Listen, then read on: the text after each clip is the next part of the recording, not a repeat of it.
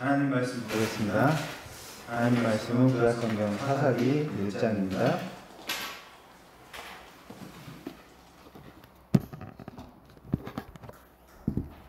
사사기 1장 16절에서 36절까지 보겠습니다. 사사기 1장 16절에서 36절까지 제가 봉독해 드립니다. 모세의 장인은 겐 사람이라 그의 자손이 유다 자손과 함께 종려나무 성읍에서 올라가서 아랏 남방의 유다 황무지에 이르러 그 백성 중에 거주하니라.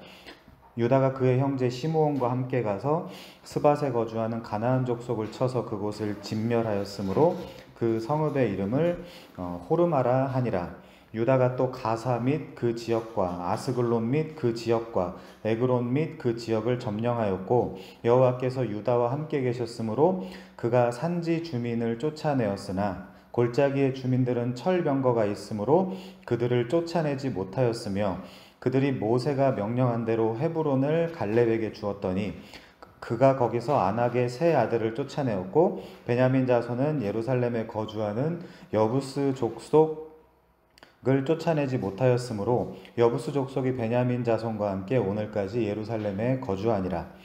요셉 가문도 베델을 치러 올라가니 여호와께서 그와 함께 하시니라. 요셉 가문이 베델을 정탐하게 하였는데 그 성읍의 본 이름은 루스라.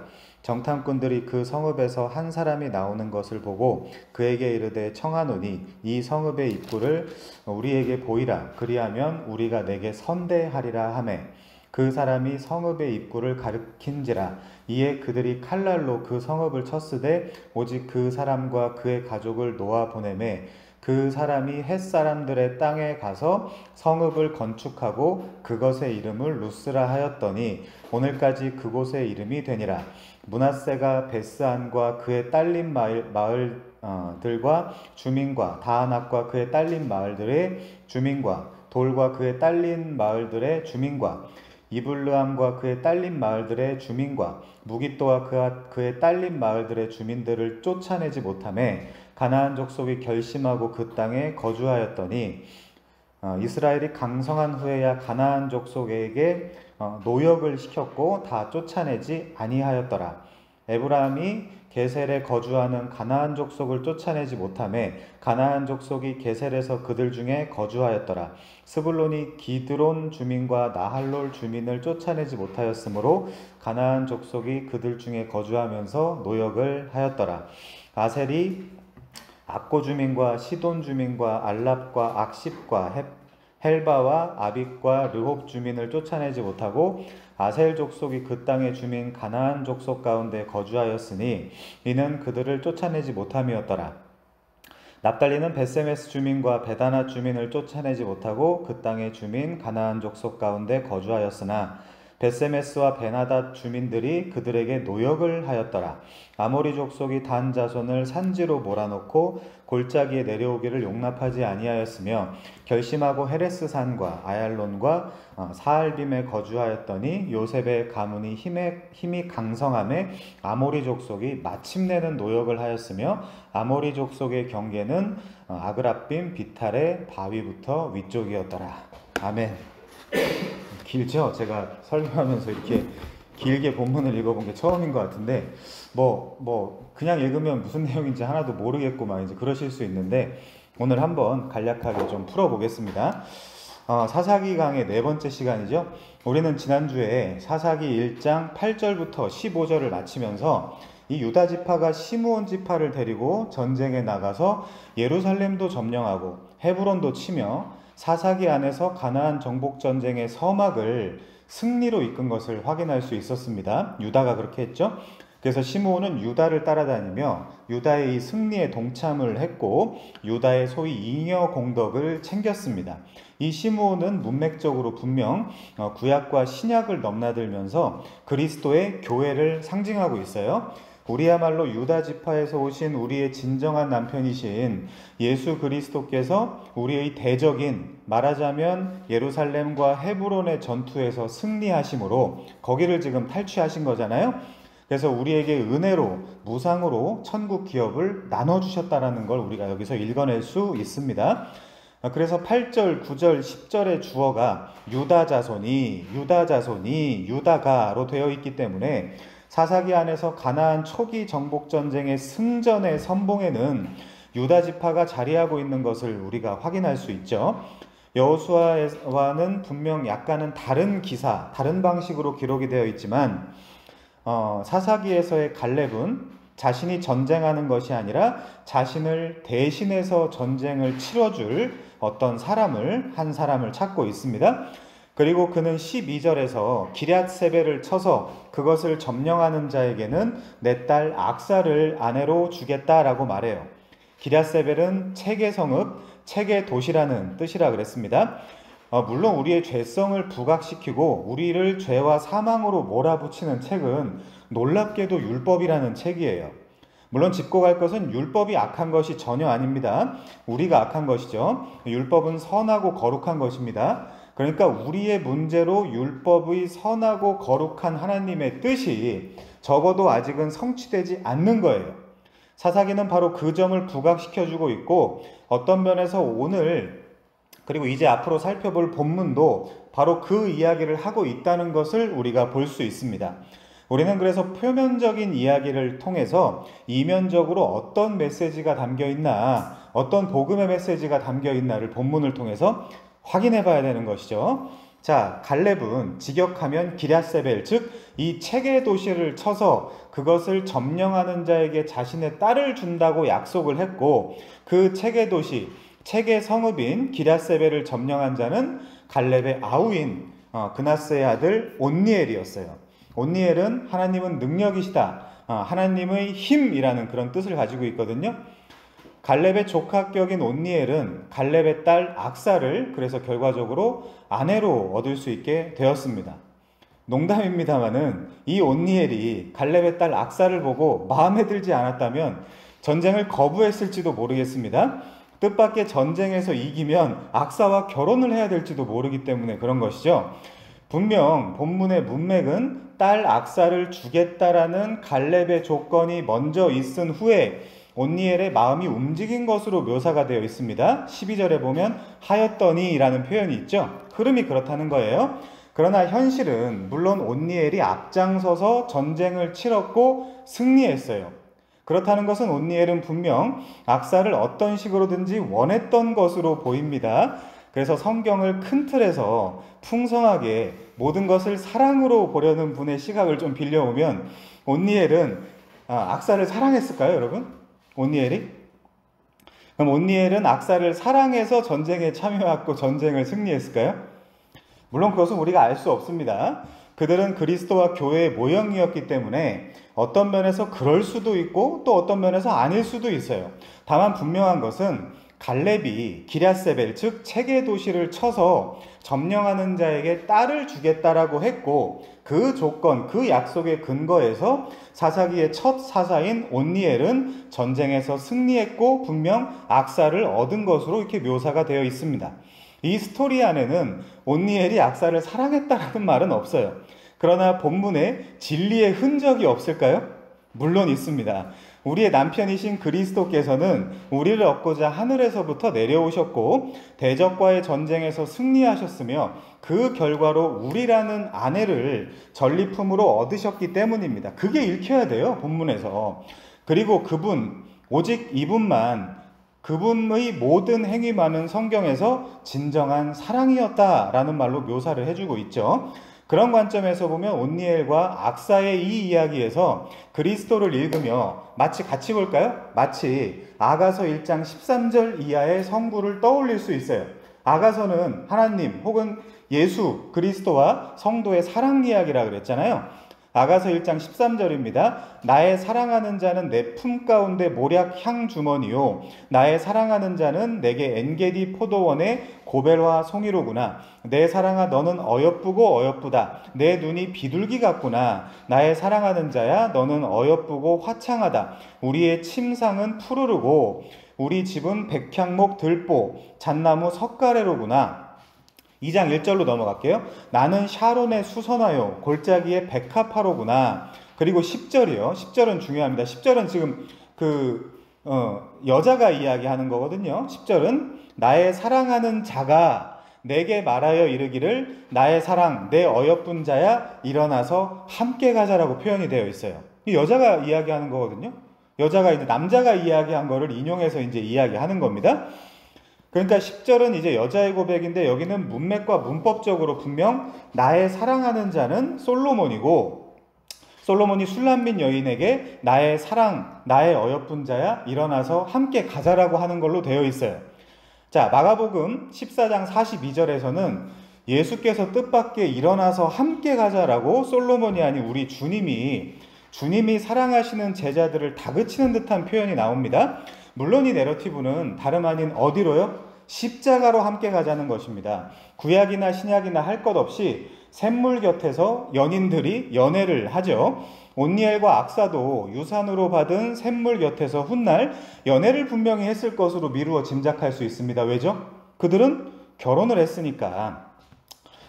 물론 구약 신약을 통틀어 샘물의 최종 버전이 어디일까요? 십자가예요. 다름 아닌 십자가입니다. 그 십자가에서는 성부와 성자의 사랑과 은혜가 신부인 교회를 향해 붉은 생명수가 폭포수처럼 솟구친 자리예요. 그래서 우리의 진정한 샘물인 거죠.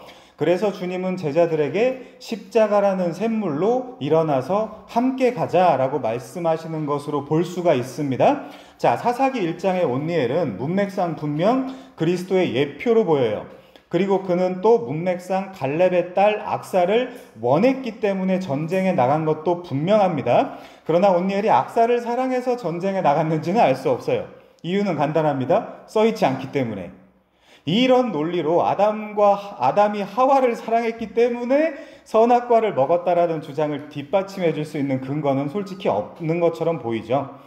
물론 둘은 당연히 사랑을 했을 것입니다. 타락 전부터 타락 이후까지 그들은 틀림없이 때론 충만한 사랑에서 불완전한 사랑에 이르기까지 어쨌든 분명히 그 둘은 사랑을 나눈 것은 맞을 것입니다. 그 둘에게 설마 증오만 있었을 것이라고 생각하는 분이 있습니까?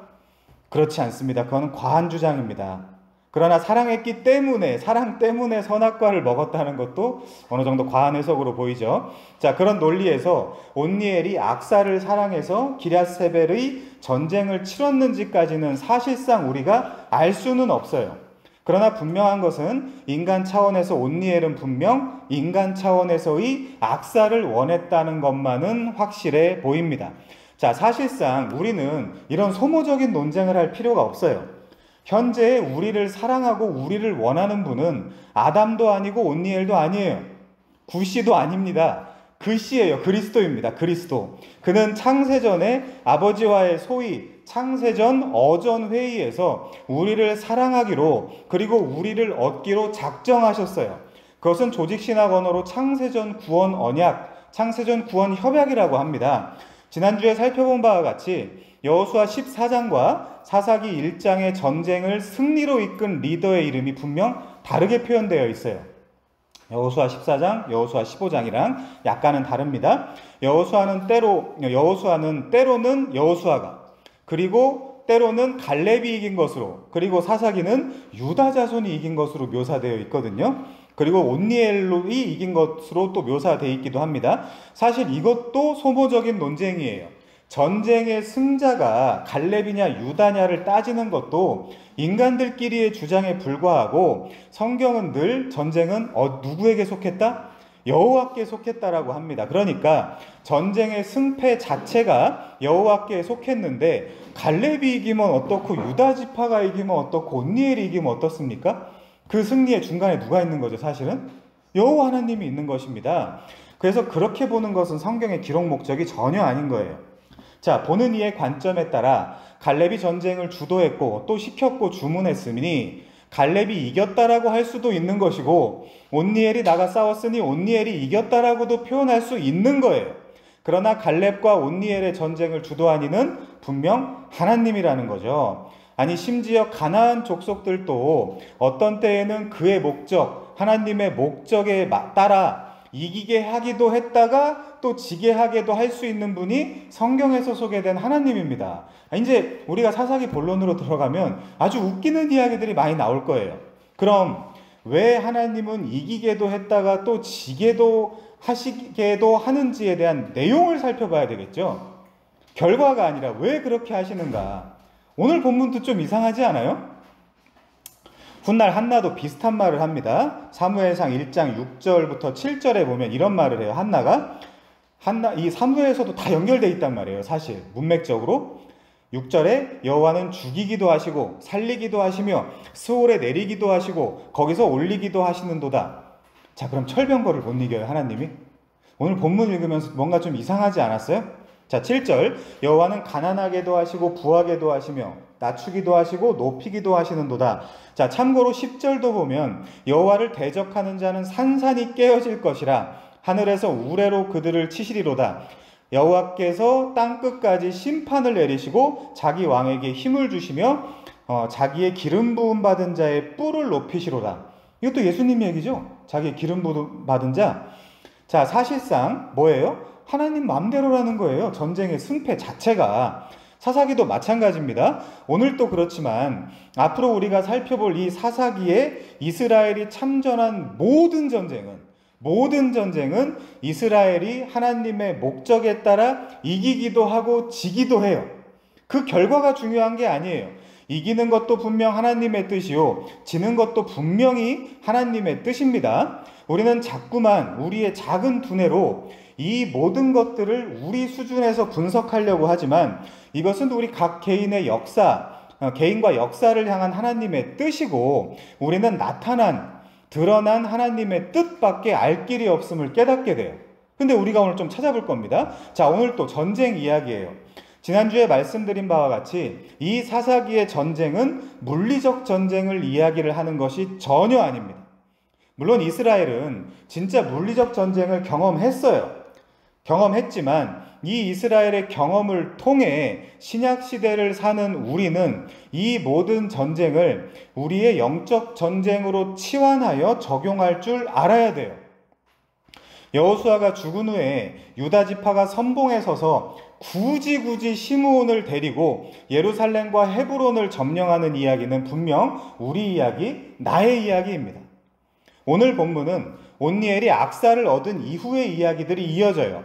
이 비밀이 크도다. 나는 교회와 그리스도에 대하여 말하노라 라고 강변한 바울의 말과 같이 온니엘과 악사 또한 그리스도와 교회의 이야기로 읽혀집니다. 물론 악사뿐만 아니라 앞으로 점점 더 드러나겠지만 1차 이스라엘, 즉 나의 옛사람이 죽고 2차 이스라엘인 새 사람, 즉 교회인 하나님의 그리스도의 신부로 표현된 이 이스라엘이 어떠한 존재인지 좀 더 선명하게 드러내주는 내러티브라고 할 수 있어요. 그게 사사기의 기록 목적이거든요. 왕이 없는 너의 실존이 어떤가를 봐라. 그래서 사사기는 계속해서 사실상 이스라엘아 너가 누구냐를 묻고 있어요. 그걸 말 바꾸면 뭐죠? 저한테 물어보는 거예요. 우리한테 물어보는 것입니다. 자, 세상의 어두운 역사는 하나님께서 아담과 하와가 범죄하고 나서 에덴 밖으로 내쫓은 사건으로부터 시작됐다라고 말할 수 있어요. 그런데 희망적인 것은 내쫓을 때에 하나님이 약속하시기를 여자의 후손이 와서 뱀의 머리를 깨뜨릴 거야. 그리고 반대로 뱀의 후손은 여자의 후손의 발꿈치를 물 것이야 라고 말씀하신 그 예언이죠. 그게 희망적인 건데 이것이 바로 이 인류 일반 역사의 전쟁의 서막입니다. 이때로부터 모든 전쟁이 시작되었어요. 이 전쟁은 그때로부터 지금까지 이어지고 있고 사사기의 전쟁도 전쟁의 그 한 줄기의 어떤 부분에 불과한 거예요. 그러니까 모든 성경이 그렇게 읽혀야 됩니다. 자, 여자의 후손과 그의 라인이 그리고 뱀의 후손과 그의 라인이 서로 다른 라인과 전쟁을 벌이게 될 것이라는 거죠. 결국 여자의 후손과 뱀의 후손이 전쟁을 하게 될 것이라는 약속이 지금 사실상 사사기에서도 계속 연결되고 있는 것입니다. 이것이 영적 전쟁의 실체예요. 그래서 이후에 세상의 역사는 누가 인정하든 인정하지 않든 이 전쟁 구도로 지금까지 진행되어 오고 있다라는 것이 성경의 주장인 것입니다. 그리고 뱀과 대결 구도에 서서 구약을 지나 이 약속이 성취되면서 신약이 열리게 되는데 우리는 이분이 바로 주 예수 그리스도라는 것을 우리는 다 알고 있습니다. 자, 지난 시간에 살펴본 바와 같이 이 전쟁에서 예수님께서는 뱀의 머리를 박살내시고 가장 핵심적인 승리를 거머쥐셨어요. 가나안 초입에서. 그리고 당신의 승리를 우리에게 전가해 주셨죠. 자, 그러면 문제가 있습니다. 그러면 끝이냐? 그렇지는 않다는 겁니다. 그 이후에 이 승리자 예수의 손을 잡고 싸워야 할 우리의 싸움이 여전히 남아있다는 것이죠. 그 관점으로 사사기의 모든 전쟁을 해석해야 돼요. 쉬운 말로 그것이 신앙생활입니다, 여러분. 그게 신앙생활이에요. 그것이 믿는 족족 천국에 가지 않고 우리가 이 세상에서 아직 남아있는 이유예요. 그리고 그 내용이 사사기에 계속해서 똑같은 모양으로, 조금 다른 모양으로 묘사되어 있는 것이죠. 자, 물론 사사기에서는 이스라엘이, 즉 내가 적군에게 계속해서 판판이 깨져나갑니다. 사사의 도움, 아니 하나님의 도움이 없이는 한 번도 제대로 된 승리를 취한 적이 없죠. 우리의 진정한 사사는 여호와 하나님뿐이에요. 그렇다면 과연 우리는 어떻게 될까요? 자, 여호수아가 가나안 정복 전쟁을 시작했습니다. 그 전쟁의 시작 당시 하나님은 여호수아에게 좌로나 우로나 치우치지 말고 율법을 잘 지키라는 말씀으로 이 전쟁은 말씀 순종의 유무로 결판이 날 것을 선언하셨어요.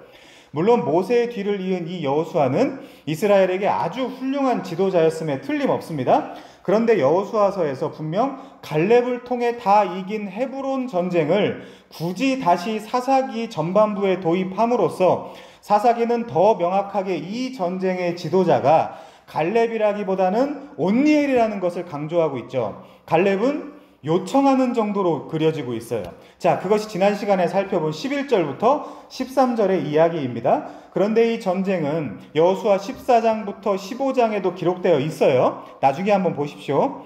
여호수아와 사사기의 문맥에서 볼 때 이 말은 이 전쟁은 과거의 단회적 전쟁이 아니라 지금도 계속해서 진행하고 있는, 그래서 여전히 효력을 미치고 있는 전쟁이라는 뜻이에요. 우리식으로 말하자면 2000년 전에 십자가에서 하신 주님의 전쟁이 물론 역사적으로 시간적으로는 그때 완전히 깨끗하게 종결되었지만 그 전쟁의 효력이 지금도 우리가 살아가는 2022년 이 역사 속에서 창세전에 하나님의 택한 백성에게 그대로 적용되는 것과 마찬가지입니다. 지금도 세상 곳곳에서는 회심하는 자들이 분명 있을 거예요. 왜죠? 하나님은 오늘 또 쉬지 않고 그 일을 하시기 때문에 그렇습니다. 그러나 그들의 회심이 독자적인 자신의 전쟁이 아니라 2000년 전 과거에 여자의 후손의 전쟁 때문에 승리를 경험하고 있는 것과 같습니다. 2000년 전의 십자가 사건은 그 당시 사람들에게만 적용되었던 것이 아니라 그 이전 과거에도 적용되었고 그 이후 미래에도 적용되었던 것이죠. 십자가 전쟁은 이렇게 시간을 초월하는 것입니다. 시간이라는 것은 여러분 편의상 인간에게만 주어져 있는 거예요. 하나님은 시간이 없어요. 그래서 요한계시록에서는 십자가가 언제 섰다? 창세전에 섰다라고 하는 거예요. 십자가가. 자, 그런데 사사기는 우리에게 그리스도가 쟁취한 전쟁의 승리 이후에 또 남은 자잘한 전쟁을 치러야 된다라고 가르쳐주고 있고, 이 전쟁은 무슨 전쟁일까요? 갈렙이 해야 되는 전쟁인데 무슨 전쟁일까요? 믿음의 전쟁입니다. 믿음의 전쟁. 그것을 우리 표현으로 성화의 이야기라고 할 수도 있고 신앙생활이라고 이야기할 수도 있어요. 오늘 또 그 전쟁에 대해서 좀 더 다루며 교회로 부름받은 우리 그리스도의 아내요, 그리스도의 신부가 사실상 어떤 존재인지를 좀 더 살펴봐야 될 필요가 있겠습니다. 자, 우선 지적할 것은 아무리 구원파가 하나로 규정될 수 없고 여러 교단으로 또 분열되어 있다고 하더라도 구원받은 이후에 아무것도 하지 않아도 된다라는 주장은 소위 구원파적인 주장이라는 점을 지적하지 않을 수 없어요. 성경은 구원이 끝이라고 말하는 부분이 전혀 없어요. 오히려 성경은 구원이 시작이라고 말해요. 구원받았으니 이제 아무것도 하지 않아도 된다는 주장을 사사기식으로 말하면 예루살렘과 헤브론 전쟁 이후에 이 이후 아무 전쟁을 치르지 않아도 된다라는 논리랑 똑같아요. 그런 건 없습니다.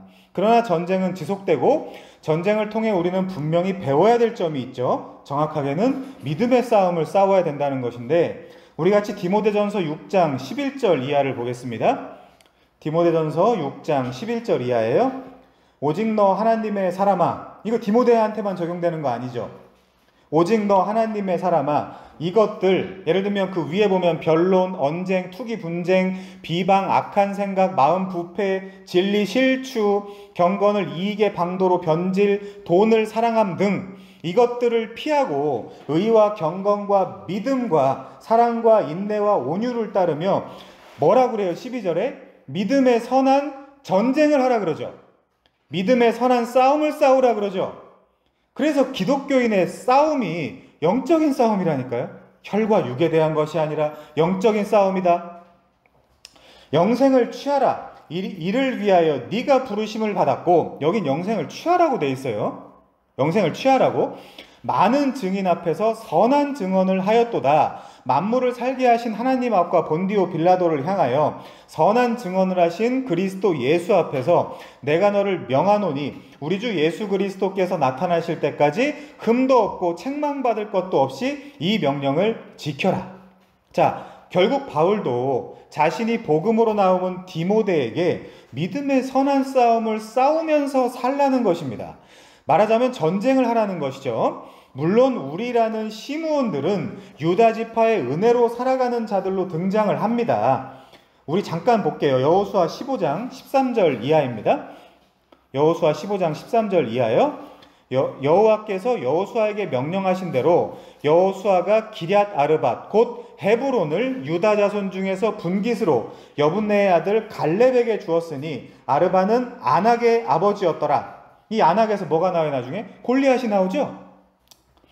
갈렙이 거기서 아낙의 소생 그 세 아들 곧 세세와 아이만과 달멧을 쫓아내었고, 거기서 누가 쫓아냈다고요? 근데 갈렙이 쫓아낸 걸로 돼 있죠. 거기서 올라가서 드빌 주민을 쳤는데 드빌의 본 이름은 기럇 세벨이었더라. 갈렙이 말하기를 기럇 세벨을 쳐서 그것을 점령하는 자에게는 내가 내 딸 악사를 주리라 하였더니 갈렙의 아우 그나스의 아들인 온니엘이 그것을 점령함으로 갈렙이 자기 딸 악사를 그에게 아내로 주었더라. 드빌도 뭐 신전 이런 거거든요. 굉장히 종교적인 단어입니다. 자, 지난주 본문이 비슷하게나마 그래도 나오죠. 물론 다만 약간 다른 관점이라 그랬습니다. 여호수아서는 갈렙이 전쟁을 주도한 것처럼 그리지만, 그러니까 세세와 아이만과 달메를 갈렙이 쫓아냈다 그러잖아요. 것들은 말하자면 신약의 어떤 면에서 그 귀신들인 겁니다, 여러분. 쫓아냈다라는 표현이. 그래서 사사기에서는 유다와 온니엘의 덕으로 살아가는 갈렙을 좀 더 부각시키고 있어요. 자, 지난 시간에 말씀드린 바와 같이 갈렙은 원래부터 유다지파 사람이 아니에요. 유다지파로 표현되어 있지만 원래부터 유다지파 사람이 아니고 어느 날 어떤 계기에 의해, 그 계기는 성경에 안 나와 있어요, 물론. 유다지파로 편입된 그나스 족속의 여분네의 아들이에요. 원래는 에돔 족속의 계보의 사람입니다. 그게 모세오경에 나와요. 그런데 하나님께서 오해하지 마시고요. 유일하게 거짓말하시는 것이 있다면 그것이 애굽이든 에돔이든 모압이든 암몬이든 니들은 여호와의 총회에 들어오지 못할 것이라 라고 못 박으시지만, 하나님께서 가지신 더 큰 은혜와 은총으로 메시아적 사건에 의해서 이들의 지위가 다시 회복되고 살아나고 구원을 받아요. 유다지파에 편입된단 말이죠. 그게 성경이고, 사실 그것 때문에 우리 같은 이방인들도 구원을 받는 거예요. 사실 우리도 원래 구원 못 받아요, 모세오경에 의하면. 근데 그 율법을 뛰어넘는 하나님의 사랑 때문에, 하나님의 거짓말 때문에 우리가 구원받는다니까요. 이걸 오해하지 마시고. 자, 갈렙, 케레브, 걔가 구원받는 것은 하나님께서 절대 구원받아서는 안 될 우리 같은 이방인들이 장차 아브라함의 자손 예수 그리스도를 통해 구원해 내실 것을 상징적으로 보여주고 있는 본문이에요. 그래서 아브라함도 같이 데리고 다니는 자들 중에 늘 누가 있어요? 주변에 이방인들이 있잖아요. 아브라함이 늘 이방인들을 데리고 달고 살잖아요. 여러분, 모세도 이방 여자와 굳이 결혼을 한단 말이죠. 그 분량도 아까운데 뭐하러 성경에 그런 것들이 써 있을까요? 하나님이 아브라함에게 약속하신 것이 뭐죠? 자손, 땅, 그리고 함께라는 임마누엘, 마지막으로 열방이에요. 열방이 너를 통해서, 너와 네 자손을 통해서 복을 받을 것이고 구원을 받을 것이야. 그 이방인들, 아브라함이 달고 다니는 그 이방인들, 그게 우리예요, 여러분. 그게 우리예요. 자, 그렇게 케레브, 개가 유다로 편입된 것입니다. 그런데 이 갈렙이 경험한 전쟁이야말로 믿음의 전쟁이란 말이죠. 그 전쟁을 우리도 치러야 돼요. 우리도 치러야 돼요, 똑같이. 그래서 이방인 갈렙이 한 고백인 여호수아 14장 12절의 고백, 즉 그날에 여호와께서 말씀하신, 뭐예요? 약속하셨다는 뜻이에요. 여호와께서 말씀하신 이 산지를 내게 주십시오.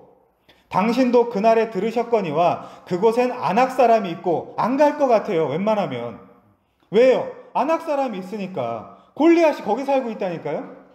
그곳에는 아낙 사람이 있고 그 성읍들은 크고 견고할지라도 여호와께서 나와 함께 하시면 내가 여호와께서 말씀하신 대로 그들을 쫓아내버리리이다. 이 싸움을 우리가 해야 된다니까요. 결국 사사기 여호수아가 이야기하는 싸움이 이거예요. 결국. 자, 이 고백을 우리도 해야 되는 것인데, 저는 이것보다 더 좋은 믿음의 고백이 성경 어디에 있는지 잘 모르겠어요. 그리고 무려 45년을 기다려요. 할아버지가 될 때까지. 40에서 85세까지 45년을 기다려요. 그러니까 믿음 생활이라는 것이 여러분 결코 지금 성경을 보고 뭔가 깨달았다고 내일 받겠구나가 아니에요. 그래서 성령의 9가지 열매에 거의 2가지가 인내예요. 2가지가 인내. 성령은 너를 인내하게 만드시는 분이야. 그 약속의 성취 때까지. 그래서 히브리서 11장에도 아브라함이 뭐 했다 그래요? 인내했다 그러는 거예요. 그 영원한 영광의 도성을 볼 때까지 인내했다라고 이야기를 하는 겁니다. 그러니까 믿음의 싸움, 믿음의 전쟁이라는 것은 오늘 지금 당장 보이지도 않고, 안 보이죠? 저도 안 보여요. 들리지도 않지만 안 들리죠? 저도 안 들려요. 하나님께서는 분명 살아계시고 성경에 약속한 모든 약속을, 그게 30년이든 40년이든 45년이든 하나님은 반드시 다 지킬 것이다. 나는 누가 뭐래도 이 하나님의 약속을 신뢰한다라는 생각으로 그 약속 붙잡고 내게 주어진 이 모든 현실과 여건을 감당하며 한 걸음씩 천성을 향해 가는 성도, 앞길의 장애를 두려워하지 않는 성도, 물론 두려워요. 물론 두려워요. 성령이 나를 인도하실 것이기 때문에 지체하지 않겠다라는 성도, 물론 지체해요. 이건 찬송가일 뿐이에요. 이거는 영원한 하늘나라를 바라보며 그곳을 향해 가는 성도, 그 삶을 살아가는 것입니다.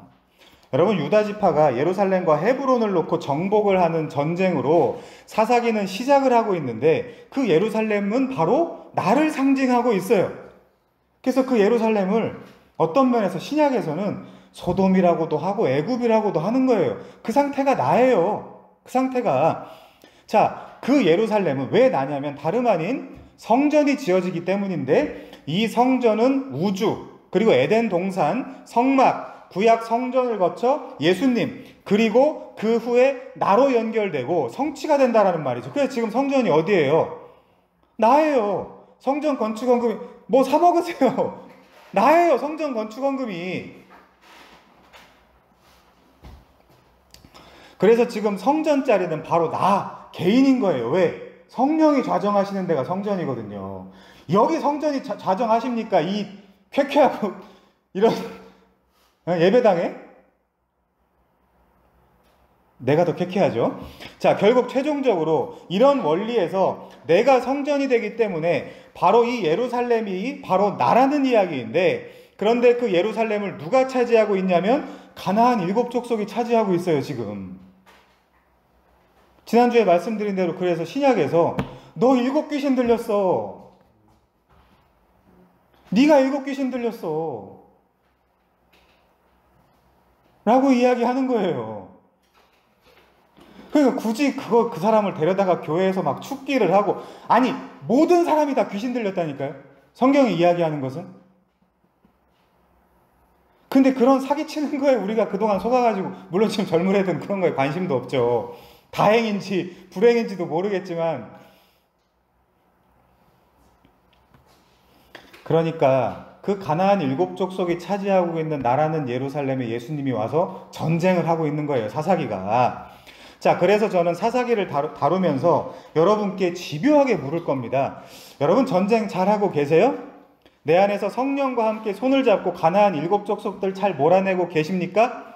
내 안에 네피림인 거인족 세세와 아이만과 달메를 잘 쫓아내고 계신가요를 계속해서 물을 거예요. 그럼 2장 넘어가기 전에 그게 싫으면 다른 성경 합시다라고 하면 돼요. 자, 여러분이라는 성전은 성령이 계셔야 되는 곳이거든요.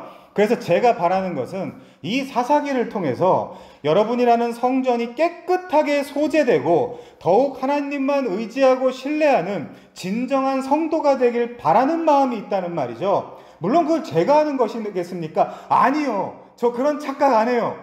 저 감히 그런 착각 안 해요. 그렇지 않아요. 하나님이 어떨 때에는 오늘 본문처럼 전쟁에서 이기게도 하시고 지게도 하시면서 결국 여러분을 최종적 승리로 이끌고 가실 거예요. 칼 포퍼가 말한 것처럼 삶은 문제 해결의 연속인 겁니다. 뭔가 한 고개 넘은 것 같으면 더 높은 고개가 생기고 그 고개, 고생 끝에 또 넘은 것 같으면 또 다른 고개가 나타나서 결국 나를 압도하는 것 같단 말이죠. 그러나 분명한 것은 하루하루 점점 더 조금씩 성장하고 성숙해서 천국에 합당한 자로 내가 지금 만들어져 가고 있단 말이죠. 여러분, 바로 우리가 그 전쟁을 해야 되는 건데 이 전쟁은 필연적인 거예요. 필수 전공이에요. 졸업장 따기 위해서. 그러니까 그냥 처음부터 천국에 보내주지. 제 이 얘기를 한 200번, 300번은 들은 것 같아요. 사람들한테. 너무 힘들어요. 그냥 천국에 보내주지. 라는 푸념은 사실 비성경적인 한탄인 것입니다. 물론 마음은 알죠. 힘드니까요. 그러나 구원하시고 그 이후에도 계속 천국에 합당한 자로 쉬지 않고 하나님이 만들어 가시는 거예요. 그래서 구원의 시제가 세 가지로 과거, 현재, 미래로 나누어져 있는 거예요. 반드시 내 수준과 내 실존을 알고 경험하게 하십니다. 그게 아프죠. 예수께서 내 신부가 어떤 존재인지, 그리고 예수께서 어떤 존재를 사랑하시는지를 깊게 더 알게 하시는 거예요. 어디서 굴러먹던 이 세상을 사랑하고 이 세상만을 갈구하던 창녀를 데려다가 씻기고 입히고 먹여가지고 아주 예쁘고 편안한 소파에 앉혀서 야, 너 거기 앉아서 편하게 쉬면서 안식하면서 버금왕으로 이 세상을 다스리고 정복해. 내가 다 허락해 줄게. 근데 내가 네 남편인 것, 내가 네 하나님인 것만 인정해라고 요구하시는 겁니다. 너는 나만 사랑하면 되라고 요구하는 거예요. 그런데 아직 하나님과 나와 세계에 대한 이해가 떨어지니까, 이 은혜에 대한 이해도가 떨어지니까 우리는 아직도 이 진리를 그저 종교 쪼가리로 받아들이곤 하나님과 손잡고 하나님과 동행하는 것이 아니라 자꾸 그분을 객체화시키고 대상화시켜서 기특하게도 그분께 뭔가를 해주려고 한단 말이죠. 그거 기특한 이단이에요. 그리고 기특한 종교예요. 그게 희한한 웃기는 사기꾼들이 나타나서 귀신을 쫓아낸다는 둥, 뭔 의사도 아닌데 질병을 고친다는 둥. 여기 와서 해보시라니까요. 여기 와서 사기를 쳐왔단 말이죠. 여전히 그런 거 믿고 따라다니는 인간들이 많잖아요. 그런데 그게 아닙니다. 성경이 이야기하는 게 하나님이 그런 능력이 없다는 것이 아니라, 물론 그분은 언제라도 할 수 있고 지금도 할 수 있죠. 그런데 하나님은 나라는 가나안, 나라는 약속의 땅에 여전히 살고 있고 여전히 잔존하는 세세와 아이만과 달메와 같은 안악 자손들의 잔당들을 쫓아내신단 말이죠. 그래서 여기 표현된 야랏이라는 동사가 제거하다, 가난하게 만들다, 빼앗다, 쫓겨내다, 이제 이런 표현들, 그래서 전쟁에 나오는 표현들이라고 했습니다. 자, 우리의 신앙생활이 언약이라는 것을 통해서 언약 자손들이 반드시 이 애굽과 가나안 땅을 통과하는 구조로 이루어져 있어요. 우리는 그냥 천국 가고 싶어요 라고 말하지만 그런 것은 없어요. 우리가 가만히 생각해 보면 애굽이라는 곳은 노아의 아들 중 하나인 함의 자손들이 거주하는 곳으로 묘사가 되어 있어요. 자, 노아에게는 셈과 함과 야벳이 있었는데 아들들이죠. 이 둘째 함이 범죄하고 나서 하나님께서는 노아를 통해 함의 아들인 가나안을 저주하셨어요. 그쵸? 가나안은 저주를 받아 그의 형제의 종들의 종이 되길 바란다라고 말이죠. 그렇다는 것은 함의 땅인 애굽도 그리고 가나안 족속이 살고 있는 이 가나안도 사실상 저주를 받은 곳이라는 논리가 성립이 됩니다. 약속의 땅인데도 말이죠. 애굽이나 가나안이나 하나님으로부터 저주를 받은 자들이 살고 있는 땅이란 말이에요. 그 논리를 확장하고 연장하면 바로 지금 우리가 살고 있는 이 세상이야말로 하나님께 저주를 받은 곳이라는 의미를 가지게 돼요. 아담, 하와의 범죄 후에 하나님께서는 이 땅을 저주하시잖아요. 땅이 저주를 받는다 그러잖아요. 그런데 우리 인류는 계속 이 땅에서 살아갑니다. 결국 애굽이나 가나안 땅이나 이 세상이나 저주받은 곳인 것에는 매한 가지예요. 이곳은 우리가 영원히 존재해야 될 곳이 아니고 이곳에서 나가야 하는 논리로 존재하는 일시적인 세상에 불과하단 말이죠. 여기 원주민들과 싸워야 되는 거예요. 여기 살고 있는 원주민들과, 아니 정확히는 여기 원주민들과 원주민들의 생활 방식을 사랑하는 나와 싸워야 되는 거예요. 그것이 이 저주받은 세상에서 성도가 싸워야 할 싸움이란 말이죠. 하나님이 이 저주의 땅에 우리를 보낸 이유는 시작이요 가장 주된 이유가 바로 이것입니다. 자, 우리도 마땅히 저주를 받아야 될 존재라는 것을 이 땅에서 살면서 그것을 뼈저리게 깨달아야 된다는 거예요. 다른 사람이 아니라 내가 저주를 받아야 될 존재로구나라는 것입니다. 당신은 사랑받기 위해 태어난 존재를 부르기 전에 저주와 심판 아래 있는 존재라는 것을 명확히 해야 한다는 말이에요.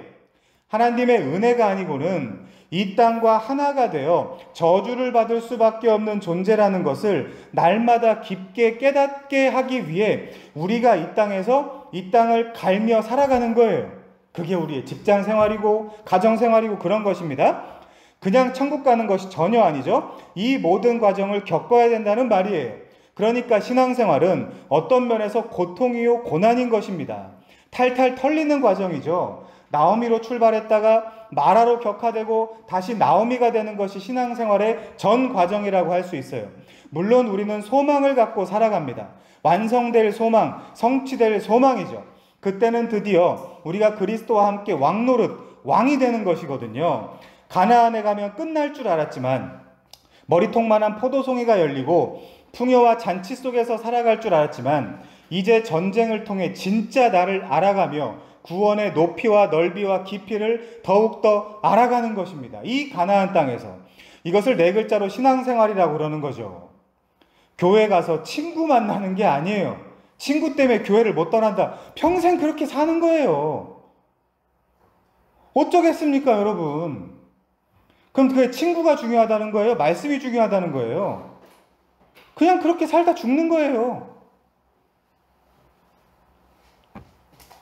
이 가나안 땅의 세속 문명에 자꾸만 빠지고 넘어지면서도 나는 그럴 수밖에 없는 존재고 하나님은 이런 나를 포기하지 않고 또 건지시고 또 건지시는구나. 사사기의 사이클, 그거를 깨닫는 겁니다, 여러분. 그래서 신약에서 그러잖아요. 많이 용서받은 자를 내가 더 사랑한다. 근데 우린 뭐라 그래요? 용서받을 게 없게 하라 그러죠, 교회에서. 용서받을 게 없게 하라 그러잖아요. 그 자력 구원 받으라는 거랑 뭐가 다릅니까? 세상에 있는 종교랑 뭐가 다르죠, 그게? 똑같아요, 불교랑. 그래서 이 세상에 존재하는 모든 사람은 사실 귀신 들린 사람이고, 그래서 귀신 들린 사람한테 뭐라고 할 거 없어요. 그걸 보고 나를 깨달으라는 거예요, 사실. 그래서 구원 전쟁과 구원 이후의 전쟁을 통해서 나의 불가능성과 하나님의 은혜의 불변성을 깨닫게 되는 거예요. 점점 더. 그래서 귀신 들린 누군가를 비판하는 것은 나를 비판하는 꼴이 되는 겁니다. 누구나 귀신 들렸거든요. 자, 그래서 오늘 본문도 계속해서 전쟁을 다루는데 본문 16절을 볼까요? 16절. 모세의 장인은 겐 사람이라 그의 자손이 유다 자손과 함께 종려나무 성읍에서 올라가서 아랏 남방의 유다 황무지에 이르러 그 백성 중에 거주하니라 라고 합니다. 자, 우선 여기서 등장하는 모세의 장인은 장인이라기보다 모세의 처남인 호밥이에요. 이거 번역이 좀 그렇습니다. 그 이유는 번역은 반역이잖아요, 여러분. 논증할 거예요. 우선은 모세의 장인이 아직 살아있을까요? 물론 이게 살아있다라는 증거 구절은 아니지만 장인이 살아있다면 도대체 몇 살일까요, 지금? 그리고 히브리어는 장인 호텐과 처남 하탄의 자음은 똑같아요. 자음이 똑같아요. 자, 근데 히브리어의 그 모음이라는 거는 주후 AD 6세기부터 9세기 그 사이에 그 이스라엘을 떠나서 살고 있는 그 사람들을 위해서 마소라 학자들이 임의로 붙인 거예요. 걔네들이 히브리어를 까먹을까봐. 걔네들이 히브리어를 까먹을까봐 그냥 붙인 거란 말이에요. 읽으라고. 자음이 없는데 어떻게 읽습니까? 히브리어를. 모음이 없는데. 자음만은 읽을 수 없잖아요. 그거는 그냥 보는 거죠, 사실. 읽을 수 없잖아요. 자음밖에 없으면. 그러니까 애들이 까먹을까봐 그냥 붙인 거예요. 그래서 이게 사실은 장인인지, 처남인지 몰라요.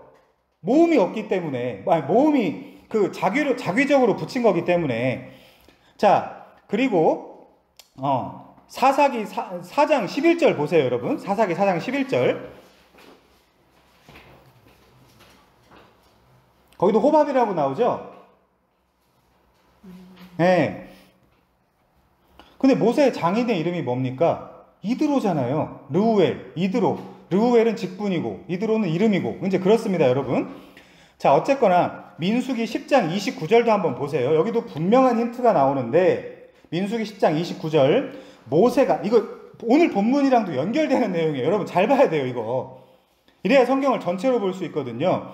모세가 모세의 장인 아니에요. 처남이에요. 처남인데 미디안 사람 르우의 아들 이러죠.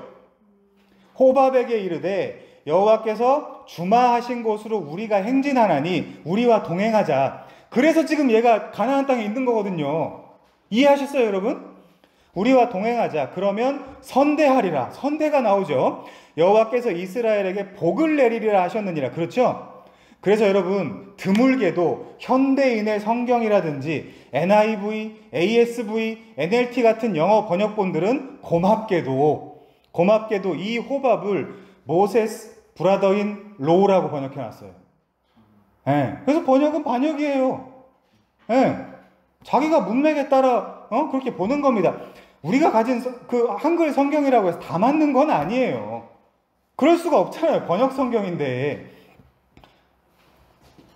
자, 그래서 이 처남이 결국 약속을 믿고 여기 약속의 땅까지 따라와서 복을 받은 것을 우리 충분히 유추할 수 있죠.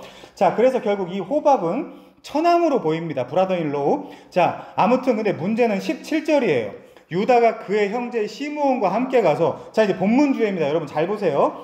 스밧에 거주하는 가나안 족속을 쳐서 그곳을 진멸하였으므로 그 성읍의 이름을 호르마라 하니라. 여기 앞에, 바로 앞에 진멸이라는 단어는 헤렘이에요. 헤렘. 자, 헤렘인데 제가 가진 성경의 호르마의 단어의 나나주에는 여호와께 드릴 목적으로 멸망시킴이라는 훗노트가 달려 있어요. 유다는 스밧의 가나안 족속을 싹 다 진멸하고 그 장소의 이름을 호르마라고 지었어요. 자, 이 호르마는 우리가 전에 아간 사건에서 배웠다시피 헤렘, 즉 완전히 받쳐지다, 완전히 진멸한다라는 뜻을 가진 하람, 동사 하람의 어근을 둔 단어입니다. 그러니까 하람에서 헤렘이 나왔고 헤렘에서 호르마가 나온 거예요. 비슷비슷하죠, 단어가. 느낌이. 자, 완전히 파괴한다라는 뜻. 그러니까 이스라엘 또 아간 주의할 수 없어요. 이럴 때 계속 여러분들이 아간 사건을 떠올리면서 헤렘이 그거였지를 연결하셔야 돼요. 여기서 또 아간 이야기를 할 수가 없어요. 아이성 이야기를.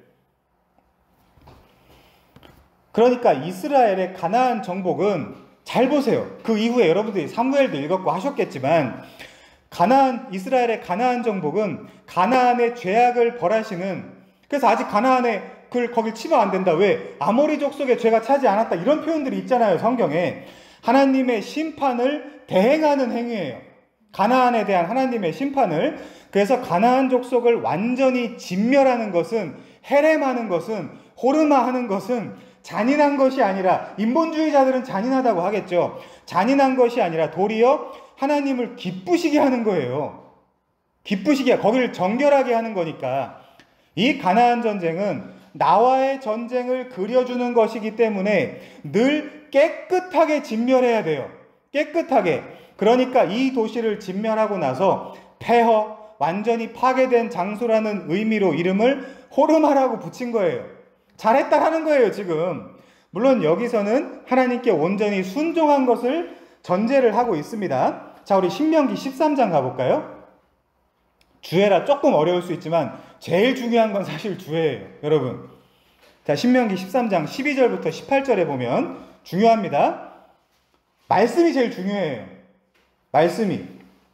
자, 내 하나님 여호와께서 내게 주어 거주하게 하시는 한 성읍에 대하여 내게 소문이 들리기를 너희 가운데 어떤 불량배가 일어나서, 지금 가나안 땅이죠? 그 성읍 주민을 유혹하여 이르기를 너희가 알지 못하던 다른 신들을 우리가 섬기자 한다 하거든. 뭐 바알이나 아스다롯이나 밀곰이나 뭐 이런 것들 있잖아요.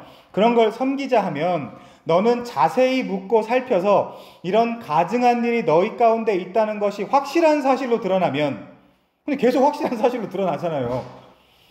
너는 마땅히 그 성읍 주민을 칼날로 죽이고 그 성읍과 그 가운데 거주하는 모든 것과 그 가축을 칼날로 진멸하고 헤렘하고 호르마하고 또 그 속에서 빼앗아 차지한 물건을 다 거리로 모아놓고 그 성읍과 탈취한 전부를 불살라. 이걸 누가 안 했어요? 아간이 안 했잖아요.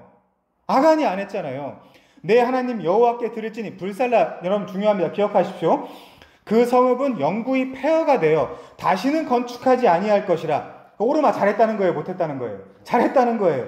너는 이 진멸한 물건을 조금도 네 손에 대지 말라. 근데 누가 잘못했어요? 아간이. 그리하면 여호와께서 그의 진노를 그치시고 너를 긍휼히 여기시고 자비를 더하사 네 조상들에게 맹세하신 것과 같이 너를 번성하게 하실 것이라. 그래서 아간이 그 악을 골짜기에서 죽은 거예요. 걔를 반드시 죽였어야 돼요. 걔를 해렘시켰어야 돼요. 근데 거기 상징에 누가 담겨 있냐고요, 사실상. 그렇죠. 내가 만일 내 하나님 여호와의 말씀을 듣고 오늘 내가 내게 명하는 그 모든 명령을 지켜 내 하나님 여호와의 목전에서 정직하게 행하면 이같이 될 거야. 너희는 복을 받을 거야. 가난이 없을 거야. 질병이 없을 거야. 근데 이 가나안 땅에서 어떤 불량배 때문에 너희가 알지 못하던 다른 신을 섬기는 일이 생기면 그 성읍 주민을 칼날로 죽이고 싹 다 진멸하라는 거예요. 그리고 이 성읍이 영구히 폐허가 되게 할 것이라는 거고, 17절에 이 진멸한 물건 헤렘을 조금도 손에 대지 말라는 거예요. 그리하면 여호와께서 너를 긍휼히 여기고 자비를 더하고 번성하게 할 것이다. 아간 사건의 반복입니다. 여러분, 성경은 계속 반복이에요. 계속 반복. 그래서 하나를 명확하게 알면 계속 반복되는 그림으로 읽히는 거예요. 구약은 그림 언어니까. 그런데 중요한 것은 16절에 불사른다라고 되어 있는데 이 불이 번제에 사용되는 그 불이에요. 레위기 9장 24절, 역대상 7장 1절에 나오는 그 불, 이 불 며칠 전에 했죠, 우리가. 번제단에서 그 번제물을 태우는 그 불이에요. 제단에 사용되는 불이죠. 이 불은 하나님의 불이에요. 그렇기 때문에 이 도시를 진멸하고 태우는 것 자체가 희생제사를 상징하고 있어요. 그래서 이 성읍의 파괴, 즉 호르마 사건은 사실상 제사장직 사건이에요. 그걸 지금 유다가 하고 있는 거예요. 왜 유다가 하고 있냐면 이 성읍은 훗날 놀랍게도 여러분 한번 확인해 보실까요? 좀 시간이 흘러도 역대상 4장 28절부터 30절 보실까요? 이 성읍을 결국 누가 갖게 되냐면 그 희한한 인간이 또 공짜로 가져요. 역대상 4장 28절부터 30절, 30절에 보시면 누가 갖는 걸로 묘사가 되어 있죠?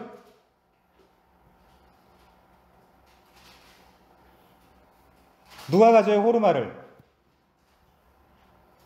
28절부터 30절까지 보면 호르마를 누가 갖습니까? 시므온이 갖는다니까요, 이 호르마를.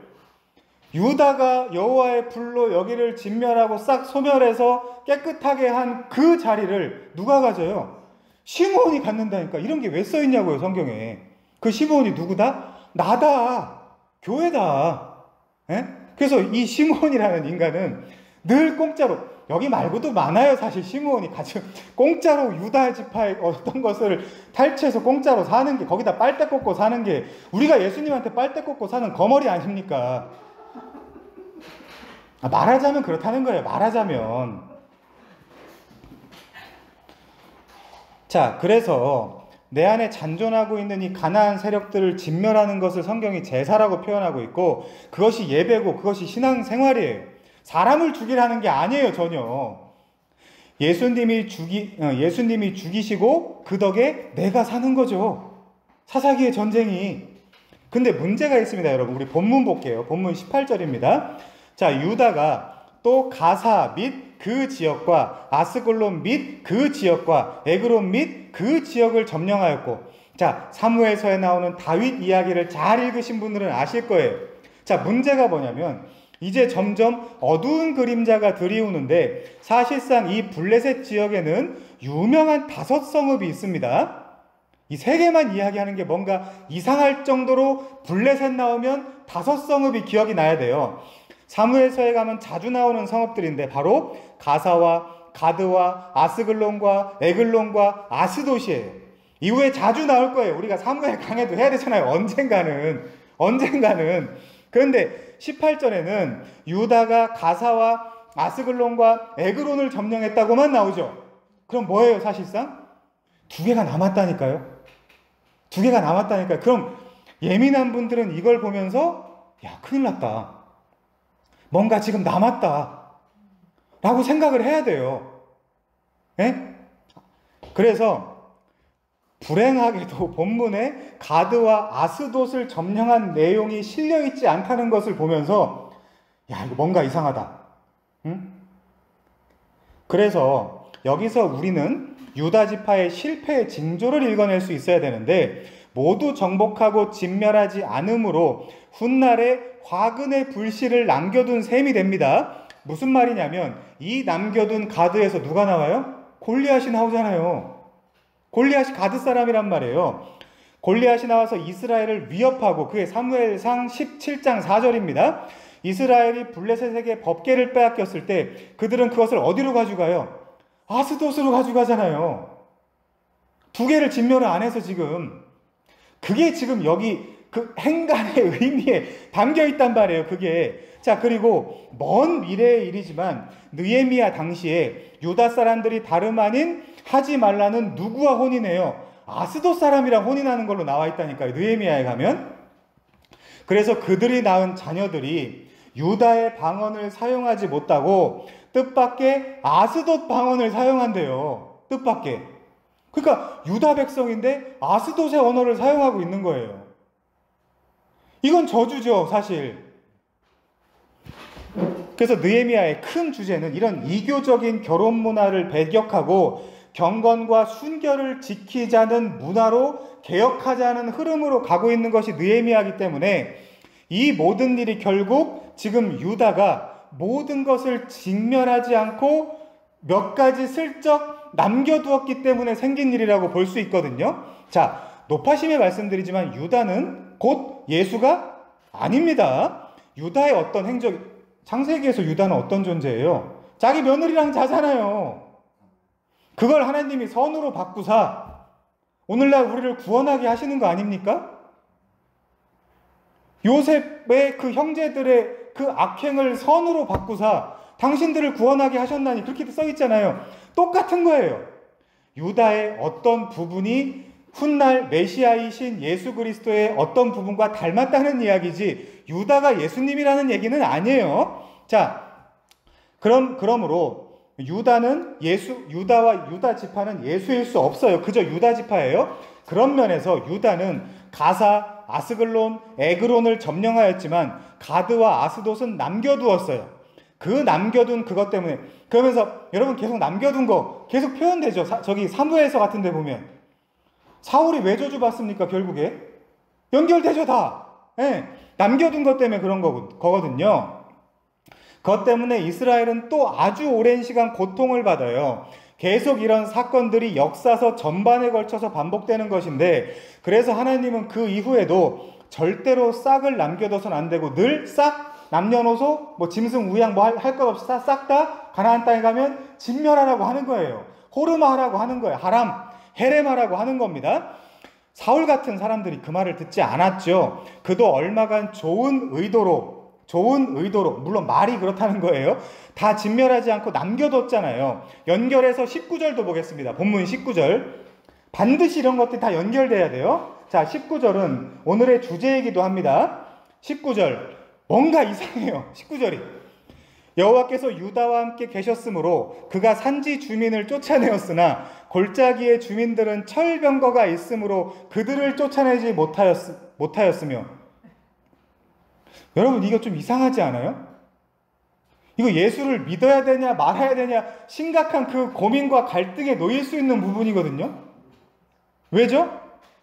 여러분, 이게 무슨 말입니까? 여호와께서 유다와 함께 계셔서 산지 주민들은 쫓아내었는데 골짜기의 주민들은 철병거가 있어서 쫓아내지 못했대요. 이게 말이 됩니까? 저도 이거 처음에 읽을 때 진짜 이상했거든요. 자, 성경 전체에서 전쟁은 분명 하나님이 주도하십니다. 전쟁의 결과도 하나님께서 갖고 계세요. 근데 뜻밖의 철병거 때문에 골짜기의 주민들을 쫓아낼 수 없었다. 그러나 하나님은 함께 계셨다. 이렇게 이야기하는 거거든요. 물론 평생을 종노릇하다가 광야에서 진멸당하고 그 이후 세대는 하나님의 훈련을 받다가 가나안에 들어왔기 때문에 현재의 이스라엘은 말 그대로 촌놈들이에요. 촌놈들, 클럼지한 인간들이란 말이에요. 말 그대로 자체가. 이들이 철병거 이런 것들을 감당할 능력이 안 돼요.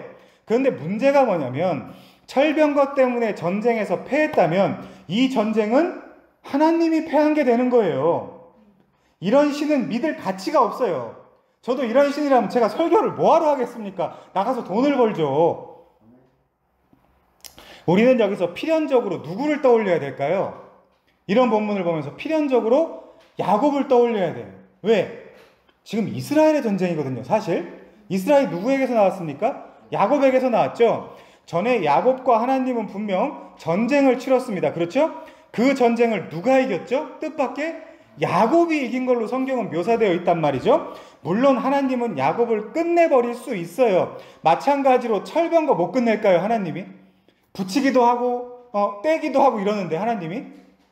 지금 하나님이 야곱과의 씨름에서 야곱을 이기지 못함을 보고 야곱의 환도뼈를 쳤다는 것은 물리적 싸움은 언제든지 얼마든지 이길 수 있으나 야곱을 다루는 데 있어서 지금 물리적 싸움보다는 야곱의 진짜 존재를 드러낼 필요가 있었다라는 것을 함의하고 있어요. 창세기 32장 자체가. 그래서 야곱은 우선 자신이 누군지를 알아야 했어요. 필연적으로. 여러분 자신에게 적용하셔야 돼요. 그래서 한번 볼까요? 창세기 32장 27절입니다. 그래서 하나님은 이렇게 해요. 그 사람이 그에게 이르되 네 이름이 무엇이냐? 그가 이르되 야곱입니다. 그래요. 부끄러운지도 모르고. 야곱이라 그러니까 안 와닿는데 뭐라고 네 이름이 뭐냐? 저는 속이는 자입니다. 이렇게 이야기한 거예요. 히브리 문화에서는. 자, 하나님은 야곱의 이름을 모르지 않았어요. 그는 하나님이에요. 자, 야곱은 우리가 알다시피 발꿈치를 잡은 자, 속이는 자, 탈취하는 자의 뜻을 가진 사람이에요.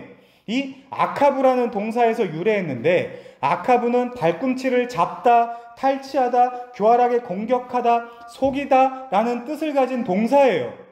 그러면 어떤 면에서 이 야곱, 이 사람의 이름 자체가 무슨 뜻이에요? 사탄이라는 뜻이에요. 야곱이 사탄이에요. 사탄이 여러분 무슨 뜻입니까? 속이는 자는 뜻이에요. 사탄과 야곱은 동의어예요. 그런 그에게 하나님은 너 이름이 뭐야? 몰라서 물었을까요? 궁금해서 물었을까요? 너 이름이 뭐야? 라고 물으시면서 야곱의 본질을 깨닫게 해요. 네 입으로 이야기해. 네 입으로 이야기해. 네가 사탄인 것을 알라는 것입니다. 야곱을 그 밤에 남겨두시고 씨름을 걸어오신 분, 니팔 동사라 그랬잖아요. 하나님이신데 그의 이름이 몰라서 혹은 궁금해서 물어본 것이 아니라 야곱의 입으로 너의 본질에 대해서 토설하라, 고백하라는 거예요. 그리고 28절에서 그가 이르되 네 이름을 다시는 야곱이라 부를 것이 아니요. 근데 하나님은 또 야곱이라고 부르기도 해요. 이사야서 같은 데 보면 이스라엘이라 부를 것이니 이는 네가 하나님과 및 사람들과 겨루어 이겼음이니라 이래요. 이겼음이니라. 결국 야곱은 하나님조차도 이겨먹으려고 한 아주 교활한 자로 등장하고 있는 것입니다. 이것은 우리의 이야기인데, 그래서 물리적 전쟁으로는 당연히 하나님이 이기지만 여전히 야곱 안에 자리하고 있는, 잔존하고 있는 옛사람의 그 세력 때문에 하나님은 그를 이길 수가 없어서 이 전쟁에서 그의 환도뼈를 쳐서 죽여버린 거예요. 그리고 이름을 이스라엘로 바꿔준 것이고, 이 야곱의 12 아들들이 이스라엘의 12지파가 된 것이고, 나아가 이들의 이들이 애굽에 들어갔다가 가나안으로 또 나오게 된 거예요. 자, 사사기도 결국 야곱 즉 이스라엘의 아들들의 이야기입니다, 여러분. 그런 논리에서 지금 유다 지파를 포함해서 가나안에 있는 야곱의 12 아들들로 상징되는 이스라엘, 야곱 12지파는 모두 다 속이는 자며 발꿈치를 잡는 자며 교활하게 탈취하는 자며 빼앗는 자예요. 이스라엘이 야곱의 후예인 그들이 그렇다는 거예요. 또한 지금 유다가 그렇습니다. 성경의 메시지는 끊임없이 반복되는데 오늘 본문도 이 관점에서 생각을 해야 돼요. 그렇지 않으면 안 풀려요. 유다는 이스라엘의 12 아들 중에 하나입니다. 유다가 교활하고 나쁜 모습은 창세기에서 우리 수도 없이 봤죠. 자, 야곱의 이름이 야곱에서 이스라엘로 바뀌지만 그의 이름과 하나님 앞에서의 직위만 바뀌었을 뿐 그의 성향이나 성품은 여전히 하나님을 이겨먹으려고 하는 탈취하는 자, 빼앗는 자, 속이는 자로 드러나요. 아들 유다도 나아가 유다 지파도 마찬가지입니다. 오늘 우리는 모순적인 19절을 보면서 우리는 모순적인 야곱의 전쟁을 떠올리게 됩니다. 그리고 이후 가나안에서 이스라엘 12지파의 삶과 세계관과 전쟁을 보면서 여호와께서 유다 지파와 함께 하셨음에도 산지 주민들은 쫓아내었으나 골짜기 주민들은 철병거가 있었기 때문에 쫓아낼 수 없었다라는 말의 진의를 철병거가 무서웠다거나 철병거가 있는 전쟁이 어려워서 혹은 하나님에게 능력이 없어서 전쟁에서 졌다는 식으로 이해하면 안 돼요. 야곱과의 전쟁에서도 하나님은 능력이 있었지만 그것을 사용하지 않았어요. 하나님이 야곱 하나를 못 이기겠습니까? 연장하여 하나님이 철병거 하나를 못 이기겠습니까? 그렇다면 진짜 심각한 문제가 되죠. 만약 그렇다면 하나님조차도 진짜 어렵고 난해한 전장은 골짜기 전투라든가 철병거 전투 같은 것들은 하나님도 패하실 수 있구나라는 결론이 나오거든요. 그러나 그렇지 않아요. 본문은 오히려 제가 지금부터 변증할 건데 철병거가 이스라엘에게 아주 매력적으로 느껴졌다라고 해석해야 전체 사사기의 문맥에서 맞아요. 여러분 1장 4절을 보시면 하나님은 넘겨주시는 하나님입니다. 옛날 성경에 보면 붙이시는 하나님이에요. 붙이심의 전쟁. 계속 붙여요. 그래서 붙여서 늘 이기기만 하냐? 아니요. 붙여서 이기기도 하고 지기도 해요. 하나님은 사실 전쟁의 승패에는 관심이 없어요. 오히려 이스라엘 내 놈들이 과연 어떤 놈들인지를 보라는 것입니다. 그래서 사사기의 진정한 관심은 다시 야곱 본문으로 돌아와서 너의 이름이 너의 본질이 무엇이냐는 것입니다. 너가 어떤 존재인지를 물어보는 거예요. 이따위 잡족들 그냥 쓸어버리실 수 있어요. 내 안에 잔존하고 있는 악의 세력들도 자 솔직한 얘기로 마찬가지로 하나님의 능력으로 싹 소거해버릴 수 있어요. 불태워버릴 수 있어요. 그러나 하나님은 여러분이 지금 겪고 있는 것처럼 여러분의 이름을 먼저 물으세요. 여러분의 본질을 물으십니다. 아담에게 찾아와 네가 어디 있느냐? 내가 지금 있는 자리가 어디냐라고 물으신 것처럼 야곱에게 찾아와 네 이름이 무엇이냐? 네 본질이 무엇이냐를 묻는 거예요. 씨름하러 오신 것이 아닙니다. 네 이름을 내 입으로 말하라는 의도로 오신 거예요. 그래야 분이엘의 해가 돋고 이제 하나님을 봐도 죽지 않는 늘 하나님과 함께 할 수 있는 새로운 인생이 열리게 되는 거거든요. 그리고 우리 각 개인에게 찾아와서 네가 누구냐? 너를 좀 똑똑하게 들여다보아라 라고 사사기를 통해서 요구하고 계신 거예요. 여러분은 누구십니까? 정녕 하나님 앞에서 여러분의 진짜 모습을 들여다본 적이 있으세요?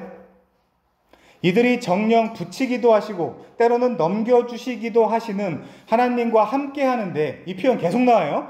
고작 철병거 때문에 전쟁에서 졌다고 생각하십니까? 골짜기라는 지형지물 때문에? 아니요. 철병거는 광야에서 만나와 메추라기나 받아먹고 천막이나 접었다 피고를 반복했던 이스라엘에게 너무나 달콤하고 매력적인 것으로 지금 사사기 전체에서 그려지고 있어요.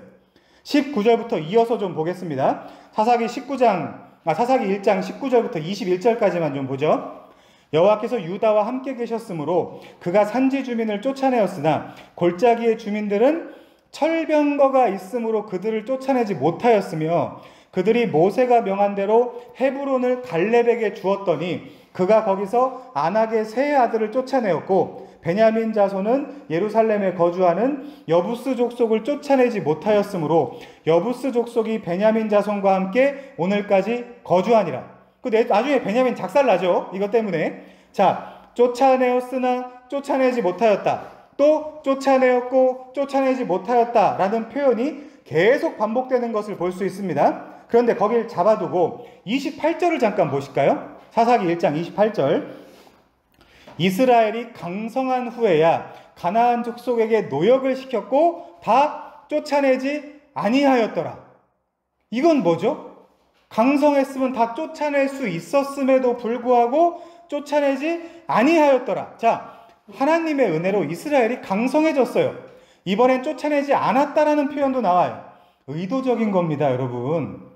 의도적인 거예요. 그래서 27절부터 오늘 본문 끝까지 계속해서 그 이후에 반복되는 표현, 27절 쫓아내지 못했다, 28절 쫓아내지 않았다, 29절 쫓아내지 못했다, 이런 식으로 나타나는 거예요. 쫓아내지 못했다는 것과 쫓아내지 않았다라는 것은 분명 다르죠. 하나는 어쩔 수 없었던 거고 또 하나는 의도적인 것입니다. 이 두 표현이 반복되는 이들의 현실로 내재적 접근으로 돌아가서 생각하면 어려움도 있었고 분명 두려움도 있었지만 부러움도 있었다라는 현실을 충분히 짐작할 수 있어요. 왜요? 이들은 늘 부러워하거든요, 가나안 족속을. 우리 앞으로 다룰 거예요. 철병거는 분명 어려움과 두려움의 대상일 수 있지만 부러움의 대상일 수도 있어요. 그것이 이후 사사기 전체의 문맥이에요. 이들은 100% 가나안의 문명과 문화를 어떻게 했어요? 부러워했어요. 이스라엘은 끊임없이 가나안의 환경과 종교를 숭상했습니다. 하나님과 상관없이요. 성경의 철병거라는 단순한 표현은 두려움에 한정되는 단어가 아니에요. 우리는 그 오해에서 빠져 있을 필요가 없어요. 이스라엘은 역사서 전반에 걸쳐서 어려움이 있을 때마다 하나님을 의지하지 않고 뭘 의지한다라고 되어 있죠? 철병거를 의지한다고 되어 있어요. 그것이 역사서입니다. 말하자면 이런 거예요. 가나안 땅에서 하나님만 바라보고 하나님께 소위 기우제를 지내며 천수담 농사를 하는 것이 쉬울까요? 아니면 이 가나안 땅의 전문가들인 가나안 원주민들과 화친 정책을 쓰며 그들에게 농사 기법이라든지 그 땅에서 살아가는 방법을 듣고 배우고 그걸 적용하는 것이 쉬울까요? 무르나 바나예요. 무르나 바나예요. 당연히 후자입니다. 여러분, 그걸 우리한테 적용해야 돼요. 우리는 신앙생활 하기가 너무나 어려워요. 솔직히 너무나 어렵습니다. 혼자 있는 시간에, 나를 위해서는 24시간도 쓸 수 있지만 혼자 있는 시간에 감사기도 3분 하기가 그렇게 싫어요. 우리 모두의 현실이에요. 하나님을 의지하면서 산다는 것은 인간에게 불가능한 것처럼 보여요. 그래서 맨날 지는 거거든요. 그러나 학교 선생님의 말씀을 듣는 것, 직장 상사의 말에 순종하며 세상을 사는 것, 선배의 노하우를 듣는 것은 너무나 쉽고 매력적으로 보인단 말이죠. 왜? 바로바로 효과가 나타나니까. 그게 성공하든 실패하든. 그런데 가나안 철병거는 바로 이스라엘에게 그런 거예요. 이들은 부들부들 떨면서 철병거를 쫓아내지 못하는데 이 감정은 단순한 두려움이 절대 아니에요. 부러움입니다. 저것을 가지고 싶은 거예요. 자기 소유화하고 싶은 거예요. 사울을 통해 들킨 바와 같이 저걸 진멸하자니 아까운 겁니다, 지금. 그게 사사기 전체 문맥의 해석에 맞아요. 진멸할 수 없어요. 지금 하나님이 함께 하신 결과로 이스라엘은 점점 더 강성해져 가요. 철병거를 얼마든지 이길 수 있어요. 항아리로도 무찌를 수 있어요. 그거는 나팔하고 항아리로도 무찌를 수 있어요. 그러나 그렇게 할 수가 없어요. 그렇게 할 수가 없어요. 왜요? 아깝기 때문에. 누구 얘기예요? 야곱 이야기라니까요, 이게. 양상 에스펙츠만 다를 뿐 야곱 이야기라니까요, 이게. 그럼 이 철병거가 이스라엘에게 지금 어떻게 보이는 거예요? 보암직하고 먹음직하고 탐스럽게 보이는 거예요, 지금. 그럼 누구 이야기예요? 아담 이야기라니까요. 창세기 2장, 3장에서 계속해서 같은 사이클로 인간은 이런 존재다. 인간은 이런 존재다라는 것을 보여주는 거예요. 야곱에게서 또 좀 더 선명히, 사사기에서 좀 더 선명히. 그래서 하나님은 이 지점에서 물으세요.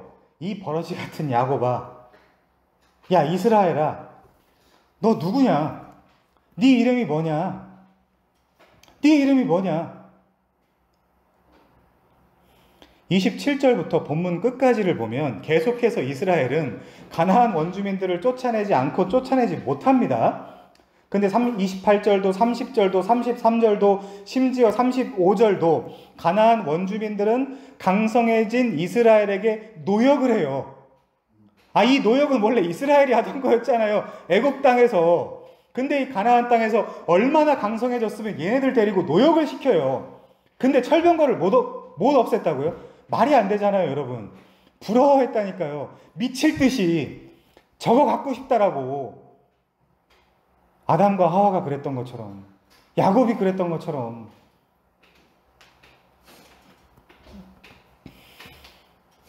그래서 노역을 시킬 정도로 강성해진, 그리고 강성해져가는 이스라엘이 철병거를 쫓아내지 못하고, 철병거를 쫓아내지 않고 그렇게 했던 것은 두려워서가 아니라 저거 내가 가져야 되겠다라는 인간적 약탈꾼의 심리가 그 안에 들어있는 거예요.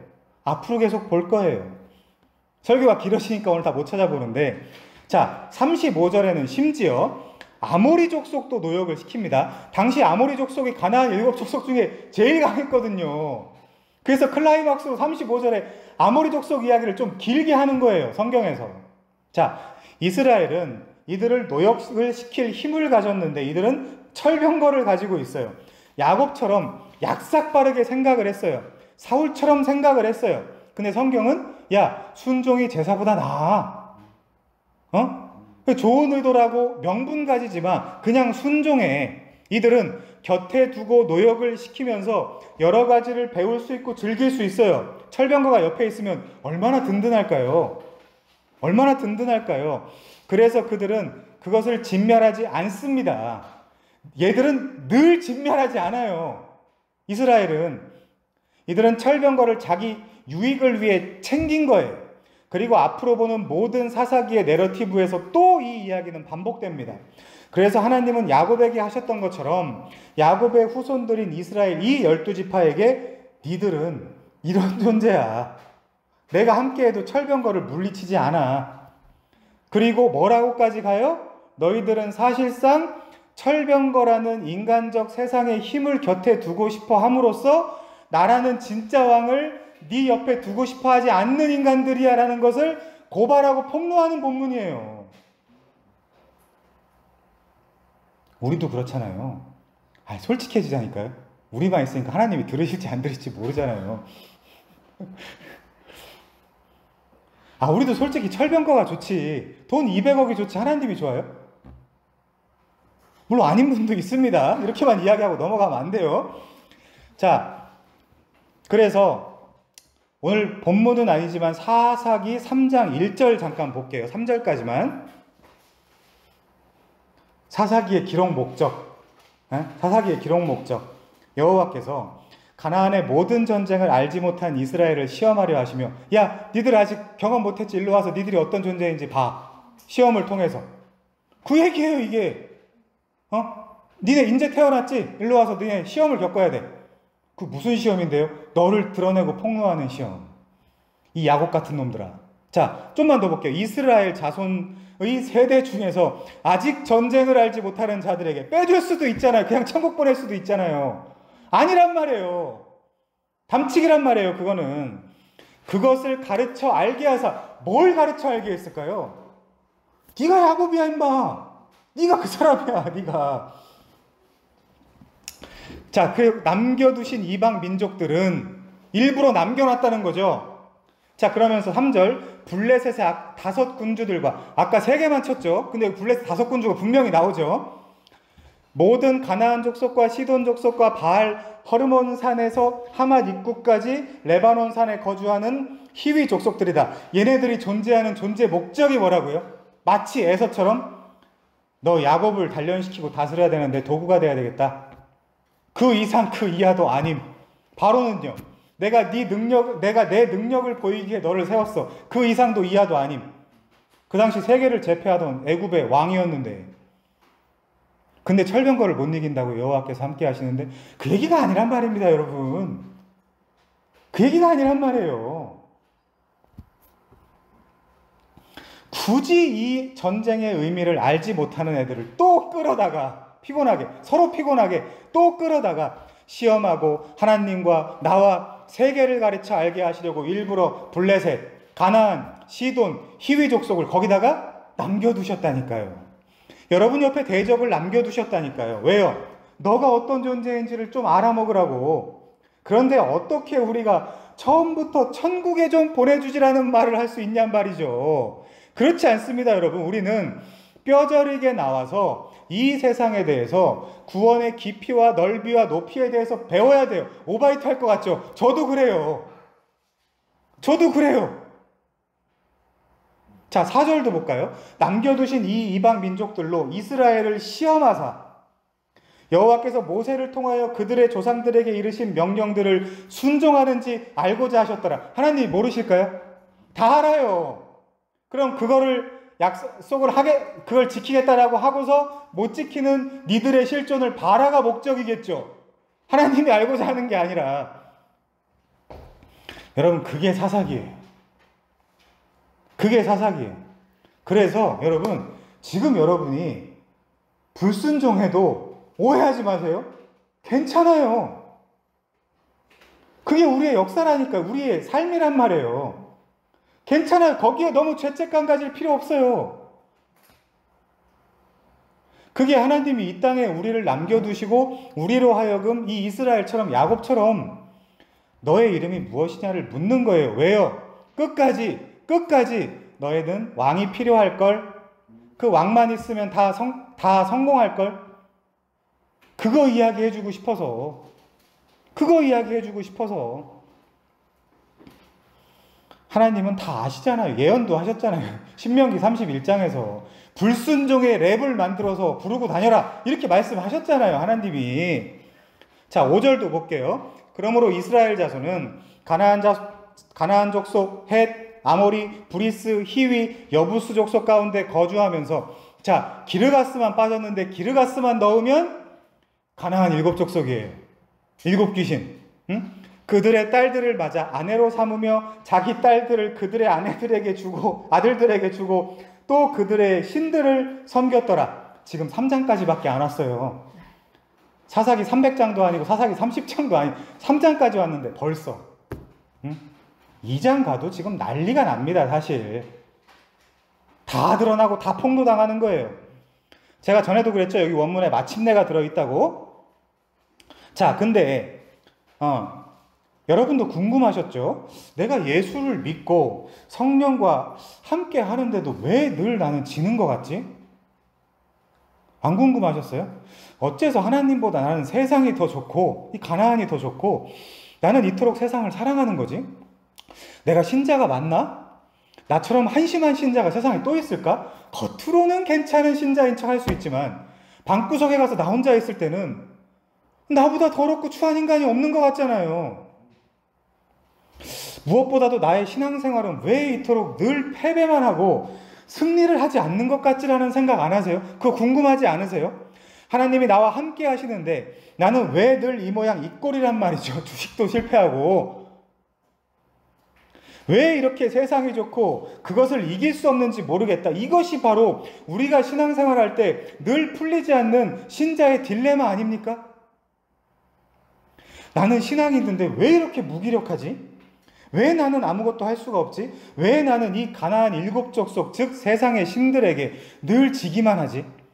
임마누엘이라고 들었는데 나는 왜 이렇게 늘 혼자 있는 것만 같지? 라고 생각 안 해보셨어요?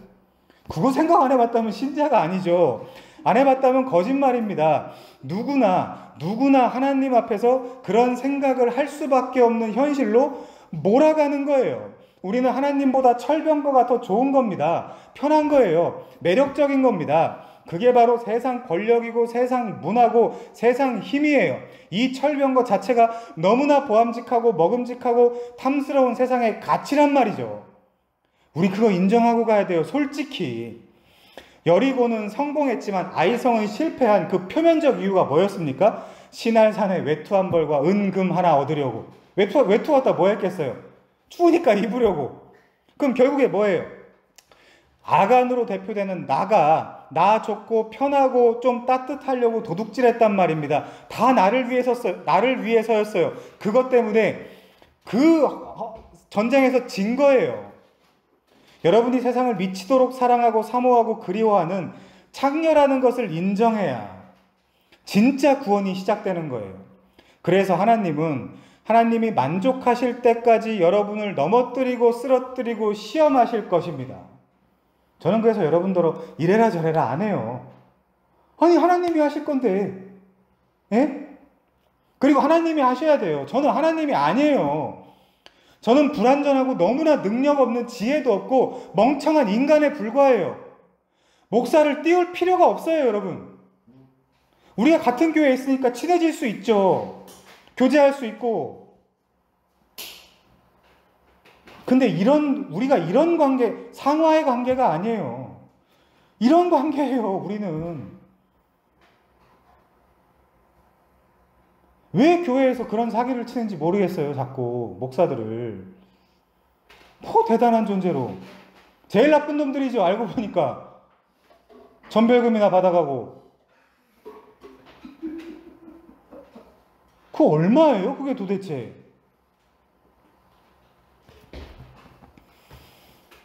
우리가 그래서 그 하나님한테 계속해서 너 마침내 드러났다. 마침내 너의 실존이 발각되었다라고 폭로당하는 거죠. 이 자식은 나보다 이더리움을 더 좋아하는 녀석으로 발각되는 거예요. 여러분 이더리움 100만 개하고 하나님하고 바꾸자 그러면 뭘 갖겠어요? 둘 중에. 이더리움 100만 개예요. 물론 여기서 이더리움을 갖겠다라고 하면 그것도 문제가 심각한 거긴 한데, 그래서 여러분들이 하루에 업비트를 50번씩 보잖아요. 성경을 50번씩 본 적 있어요? 태어나서? 없잖아요. 우리가 뭔 하나님을 사랑합니까? 솔직히 나를 사랑하는데 하나님을 거기다 이용해 먹는 거죠. 아니, 모든 인간이 그렇게 살고 있다는 거예요. 어떤 특정한 사람, 특정한 집단을 이야기하는 게 아니에요. 이스라엘이 광야에서 지내다가 가나안에 왔더니 새로운 문화와 새로운 종교, 새로운 여자, 새로운 남자, 새로운 재미가 즐비한 거예요. 이상한 문화와. 이 세상이 재미있지 않다는 인간은 아직 세상을 모르거나 거짓말하는 것에 불과합니다. 그런 나라는 존재를 나의 해방일지에서 소몰이 하듯 몰아간다고, 하나님이 나를 소몰이 하듯 나의 본질을 깨닫는 자리로 몰아가는 것입니다. 그래서 일부러 떡하니 동산 중앙 가장 잘 보이는 곳에 왜 거기다 심었겠어요? 따먹으라고. 아니 그게 위험한 거면 딴 데다 심죠. 좀 내가 왔다 갔다 하지 않는 데다 딴 데다 좀 심죠. 매일 왔다 갔다 하는 동산 중앙에다가. 아니 저거는 보암직도 하고 먹음직도 하고 탐스럽네. 오늘 본문으로 이야기하면 그게 뭐라고요? 철병거라고요. 그게 어려워서 못 내긴 게 아니란 말입니다. 그래서 그 철병거를 골짜기에다 일렬로 반짝반짝하게 줄 세워놓고 보라는 거예요. 야, 너 저 철병거 어때? 갖고 싶어요. 저거 없으면 내가 기도하지 않아도 되고 하나님을 의지하지 않아도 누가 쳐들어올 때 마치 세컨처럼 쟤네들을 보내서 다 진멸할 수 있을 것 같은데라는 야곱 같은 인간적인 생각이 발동한 겁니다. 그게 사사기예요, 여러분. 그래서 아니나 다를까 다 진멸하지 않은 거예요. 그 아쉬운 마음에 진멸하지 못한 거예요. 강성한데도. 아까워서. 야, 하나님 입만 좀 막으면 저거 내 건데. 잠깐 하나님만 속이면 저거 내 건데. 하나님 어디로 잠깐만 보낼 수 없나? 이런 생각을 하는 거예요, 이 인간들이. 여러분, 저는 지금 매우 잘 가고 계시다라는 말씀을 드리고 싶은 겁니다. 이게 비난이 아니에요. 그럴 수밖에 없는 인간의 현실을 살고 있다라고 말씀을 드립니다. 그래서 자신을 너무 못살게 굴지 마세요. 어쩌겠어요. 이게 신앙생활인걸. 그리고 그게 끝이 아니라 이 길 끝에 내가 완성되고 성취되며 우리 주 예수께서 가장 기뻐하시는 그의 신부로 당당히 서게 될 날이 온단 말이에요. 흠도 없고 점도 없고 정결하고 순결한 그리스도의 신부로. 그땐 우리가 주인공이거든요. 제가 늘 말씀드리잖아요. 결혼식장에선 여자가 주인공이지 남자 얼굴 궁금하지 않다니까요. 그때 우리가 주인공이에요, 교회가. 그래서 마치 새 예루살렘처럼 신랑을 위해 단장한 것 같은 신부가 내려오더라.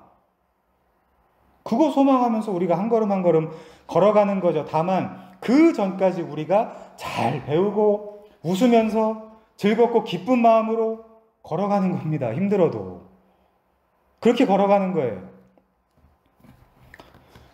자, 나의 해박일지에 보면 한 번도 채워진 적이 없고 거지 같은 인생에 거지 같은 인간들 다 잘난 척 아무렇게나 쏟아내는 말, 그런 인생과 그런 현실 가운데서 그래도 하나님의 은혜와 은총이 뭔지를 계속해서 발견하며 그 소망 가운데서 우리가 살아가는 것이죠. 그래서 조금만 더 보면 이 사사기의 문맥은 너의 그런 현실을 있는 그대로 보고 받아들이라는 것입니다. 결국 왕을 만나라는 것이죠. 가나안 초입에서 벌어지고 있는 이 전쟁을 통해서 여러분은 허공에 총검술을 하고 허공에 난사할 것이 아니라 도대체 싸움의 대상이 누구이고 어떻게 싸워야 하는지를 배워야 된다는 거죠. 피 흘리기까지 싸워야 된다라고 신약에서 말하는데 대체 누구랑 싸우냐고요. 날아다니는 마귀랑 싸우는 게 아니라 나랑 싸워야 된다는 겁니다. 이 마귀적 본성을 가지고 있는 나와, 그래서 네겝으로, 남방으로, 미드바르로, 광야로 하나님이 소몰이 하듯 몰고 가시는 거예요. 온니엘레아나 악사도 바로 광야로 내려가잖아요. 결혼하자마자. 여러분이 어려울 때 하나님을 바라봅니까? 아니면 편할 때 하나님을 바라봅니까? 근데 편하고 안락한 것이 너무 좋아요. 그래서 하나님은 여러분이 앉아있는 그 양탄자를 빼버리는 거예요. 그게 사사기예요. 등 따숩고 배부르면 우리는 하나님을 배반하고 또 어려움이 오면 하나님을 찾고, 그러니까 자꾸만 우리에게도 하나님이 어려움을 준다는 거죠. 자, 분명히 아까 우리가 본 민수기 10장 29절 다시 한 번만 볼까요? 거기에서는 모세가 처남 호밥에게 여호와께서 주마하신 곳으로 동행하자. 그러면 하나님이 선대하고 복을 내릴 거다라고 해서 지금 가나안 땅까지 따라왔거든요. 얘도 속았어요. 잘 보세요. 그래서 열심히 따라왔는데 16절 보십시오. 복받은 현실이 뭔지, 분명히 복을 주겠다라고 해서 따라왔는데 복받은 현실이 이렇게 묘사되어 있습니다. 모세의 장인은 겐 사람이라 그의 자손이 유다 자손과 함께 종려나무 성읍에서 올라가서 아랏 남방, 여기가 어디예요? 남방이 네겝이잖아요. 아랏 남방의 유다 황무지, 이 황무지는 원어로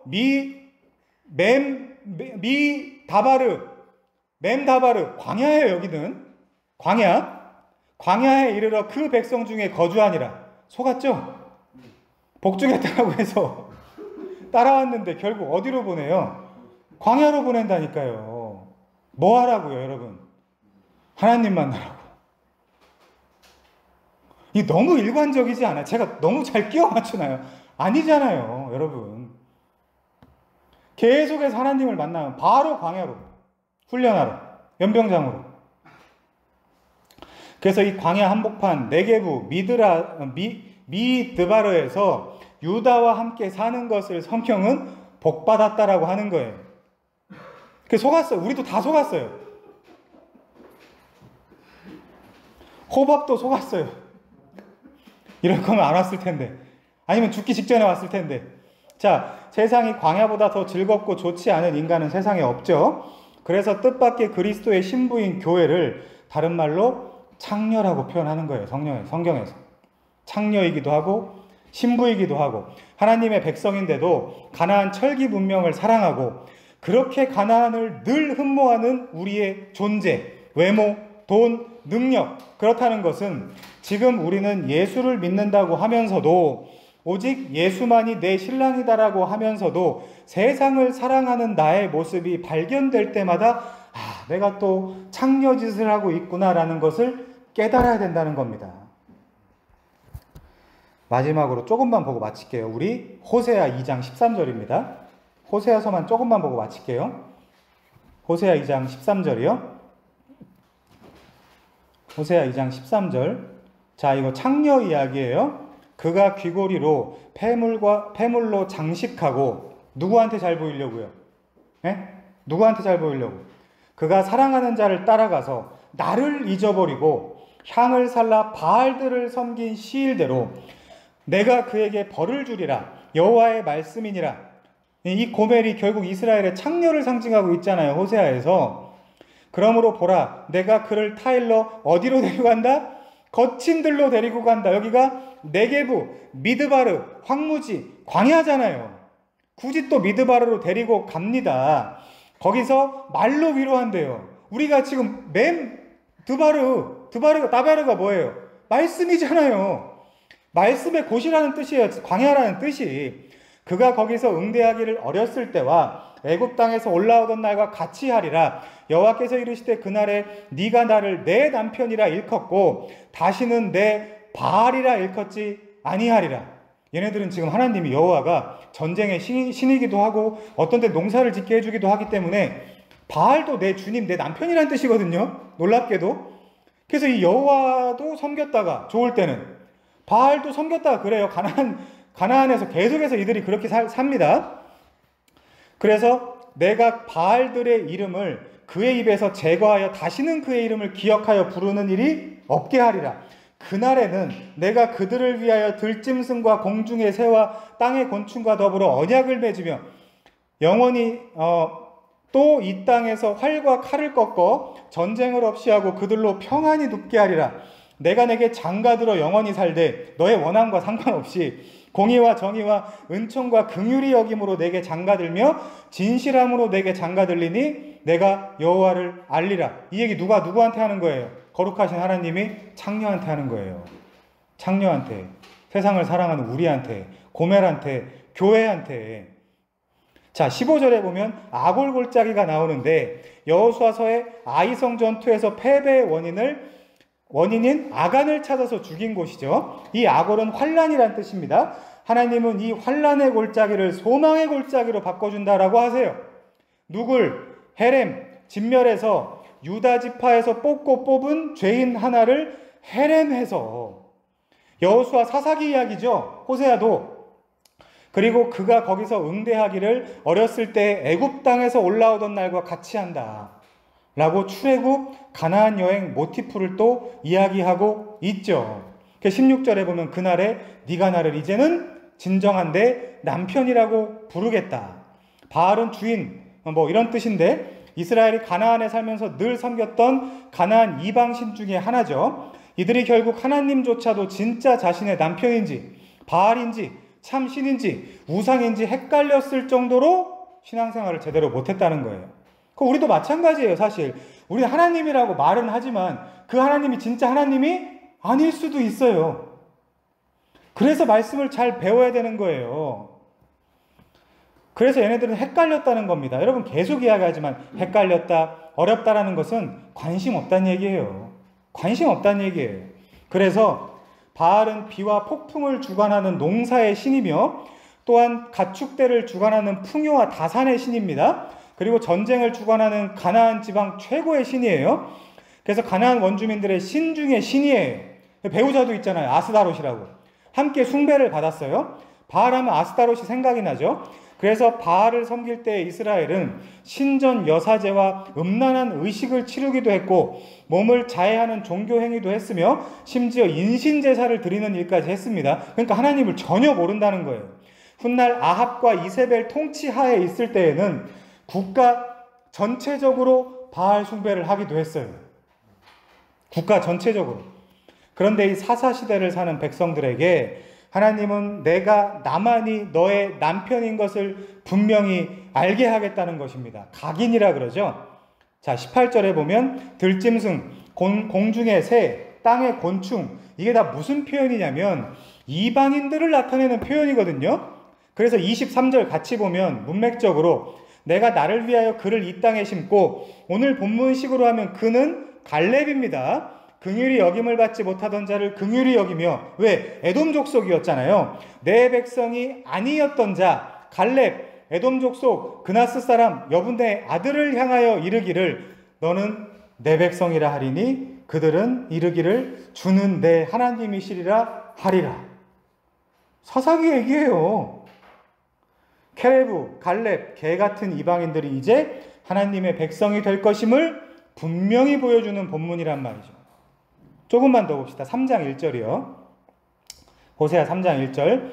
여호와께서 내게 이르시되 이스라엘 자손이, 여기가 중요합니다. 다른 신을 섬기고 건포도 과자를 즐길지라도 여호와가 그들을 사랑하나니, 네가 우리를 사랑하는 게 아니라 여호와가 우리를 사랑하나니 너는 또 가서 타인의 사랑을 받아 음녀가 된 그 여자를 사랑하라 하시기로. 누구한테요?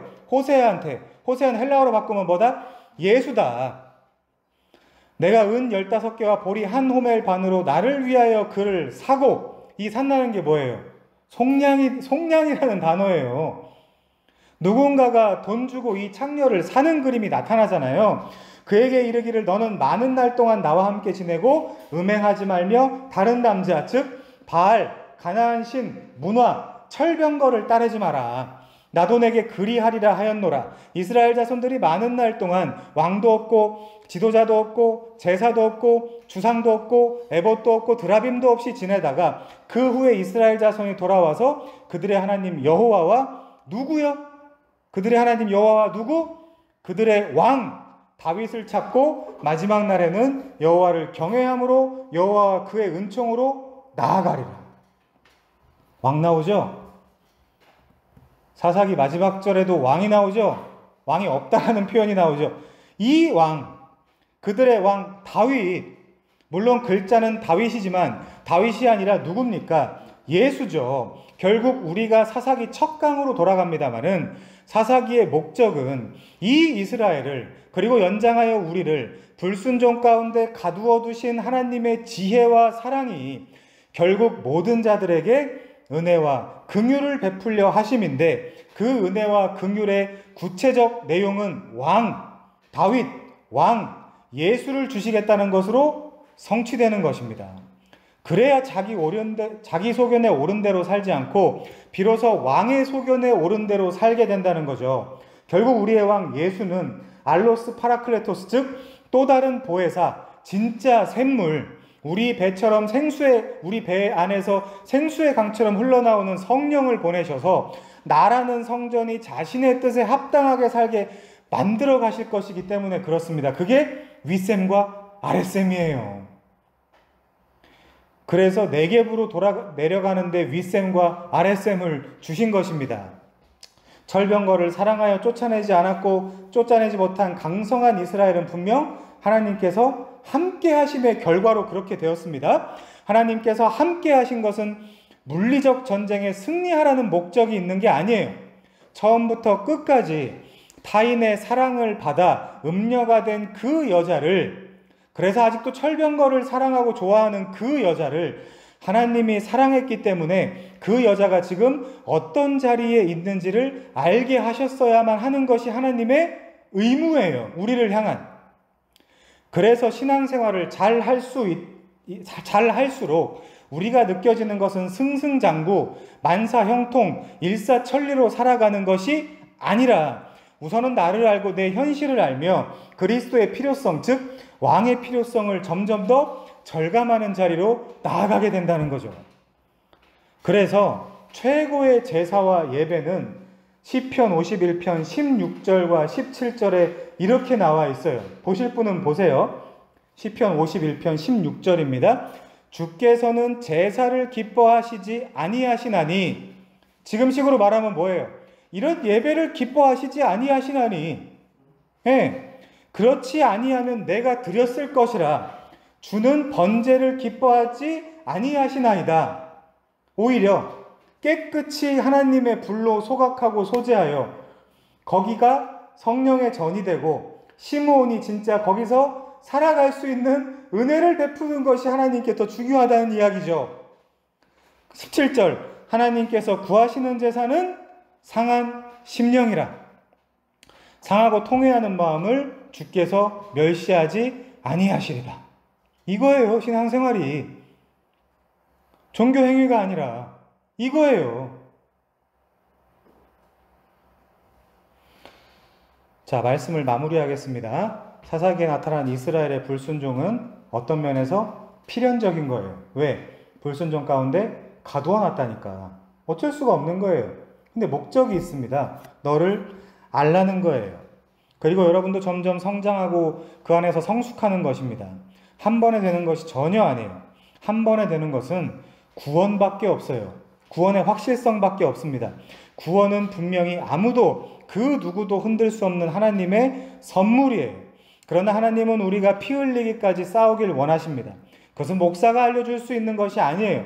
여러분 안에 계신 성령과 동행하며 성령께 배우고 성령이 인도하는 길로 여러분이 스스로 걸어가야 되는 것입니다. 부디 우리에게 윗셈과 아랫셈을 주신 하나님의 은혜가 영원히 여러분과 함께하며 나를 진정한 하나님의 자녀, 그리스도의 신부답게 만들어 가실 예수 그리스도를 기대하며 이 소망과 불변하는 믿음으로 하루하루 즐겁고 기쁘게 살아가시는 여러분 되길 바랍니다. 기도하겠습니다.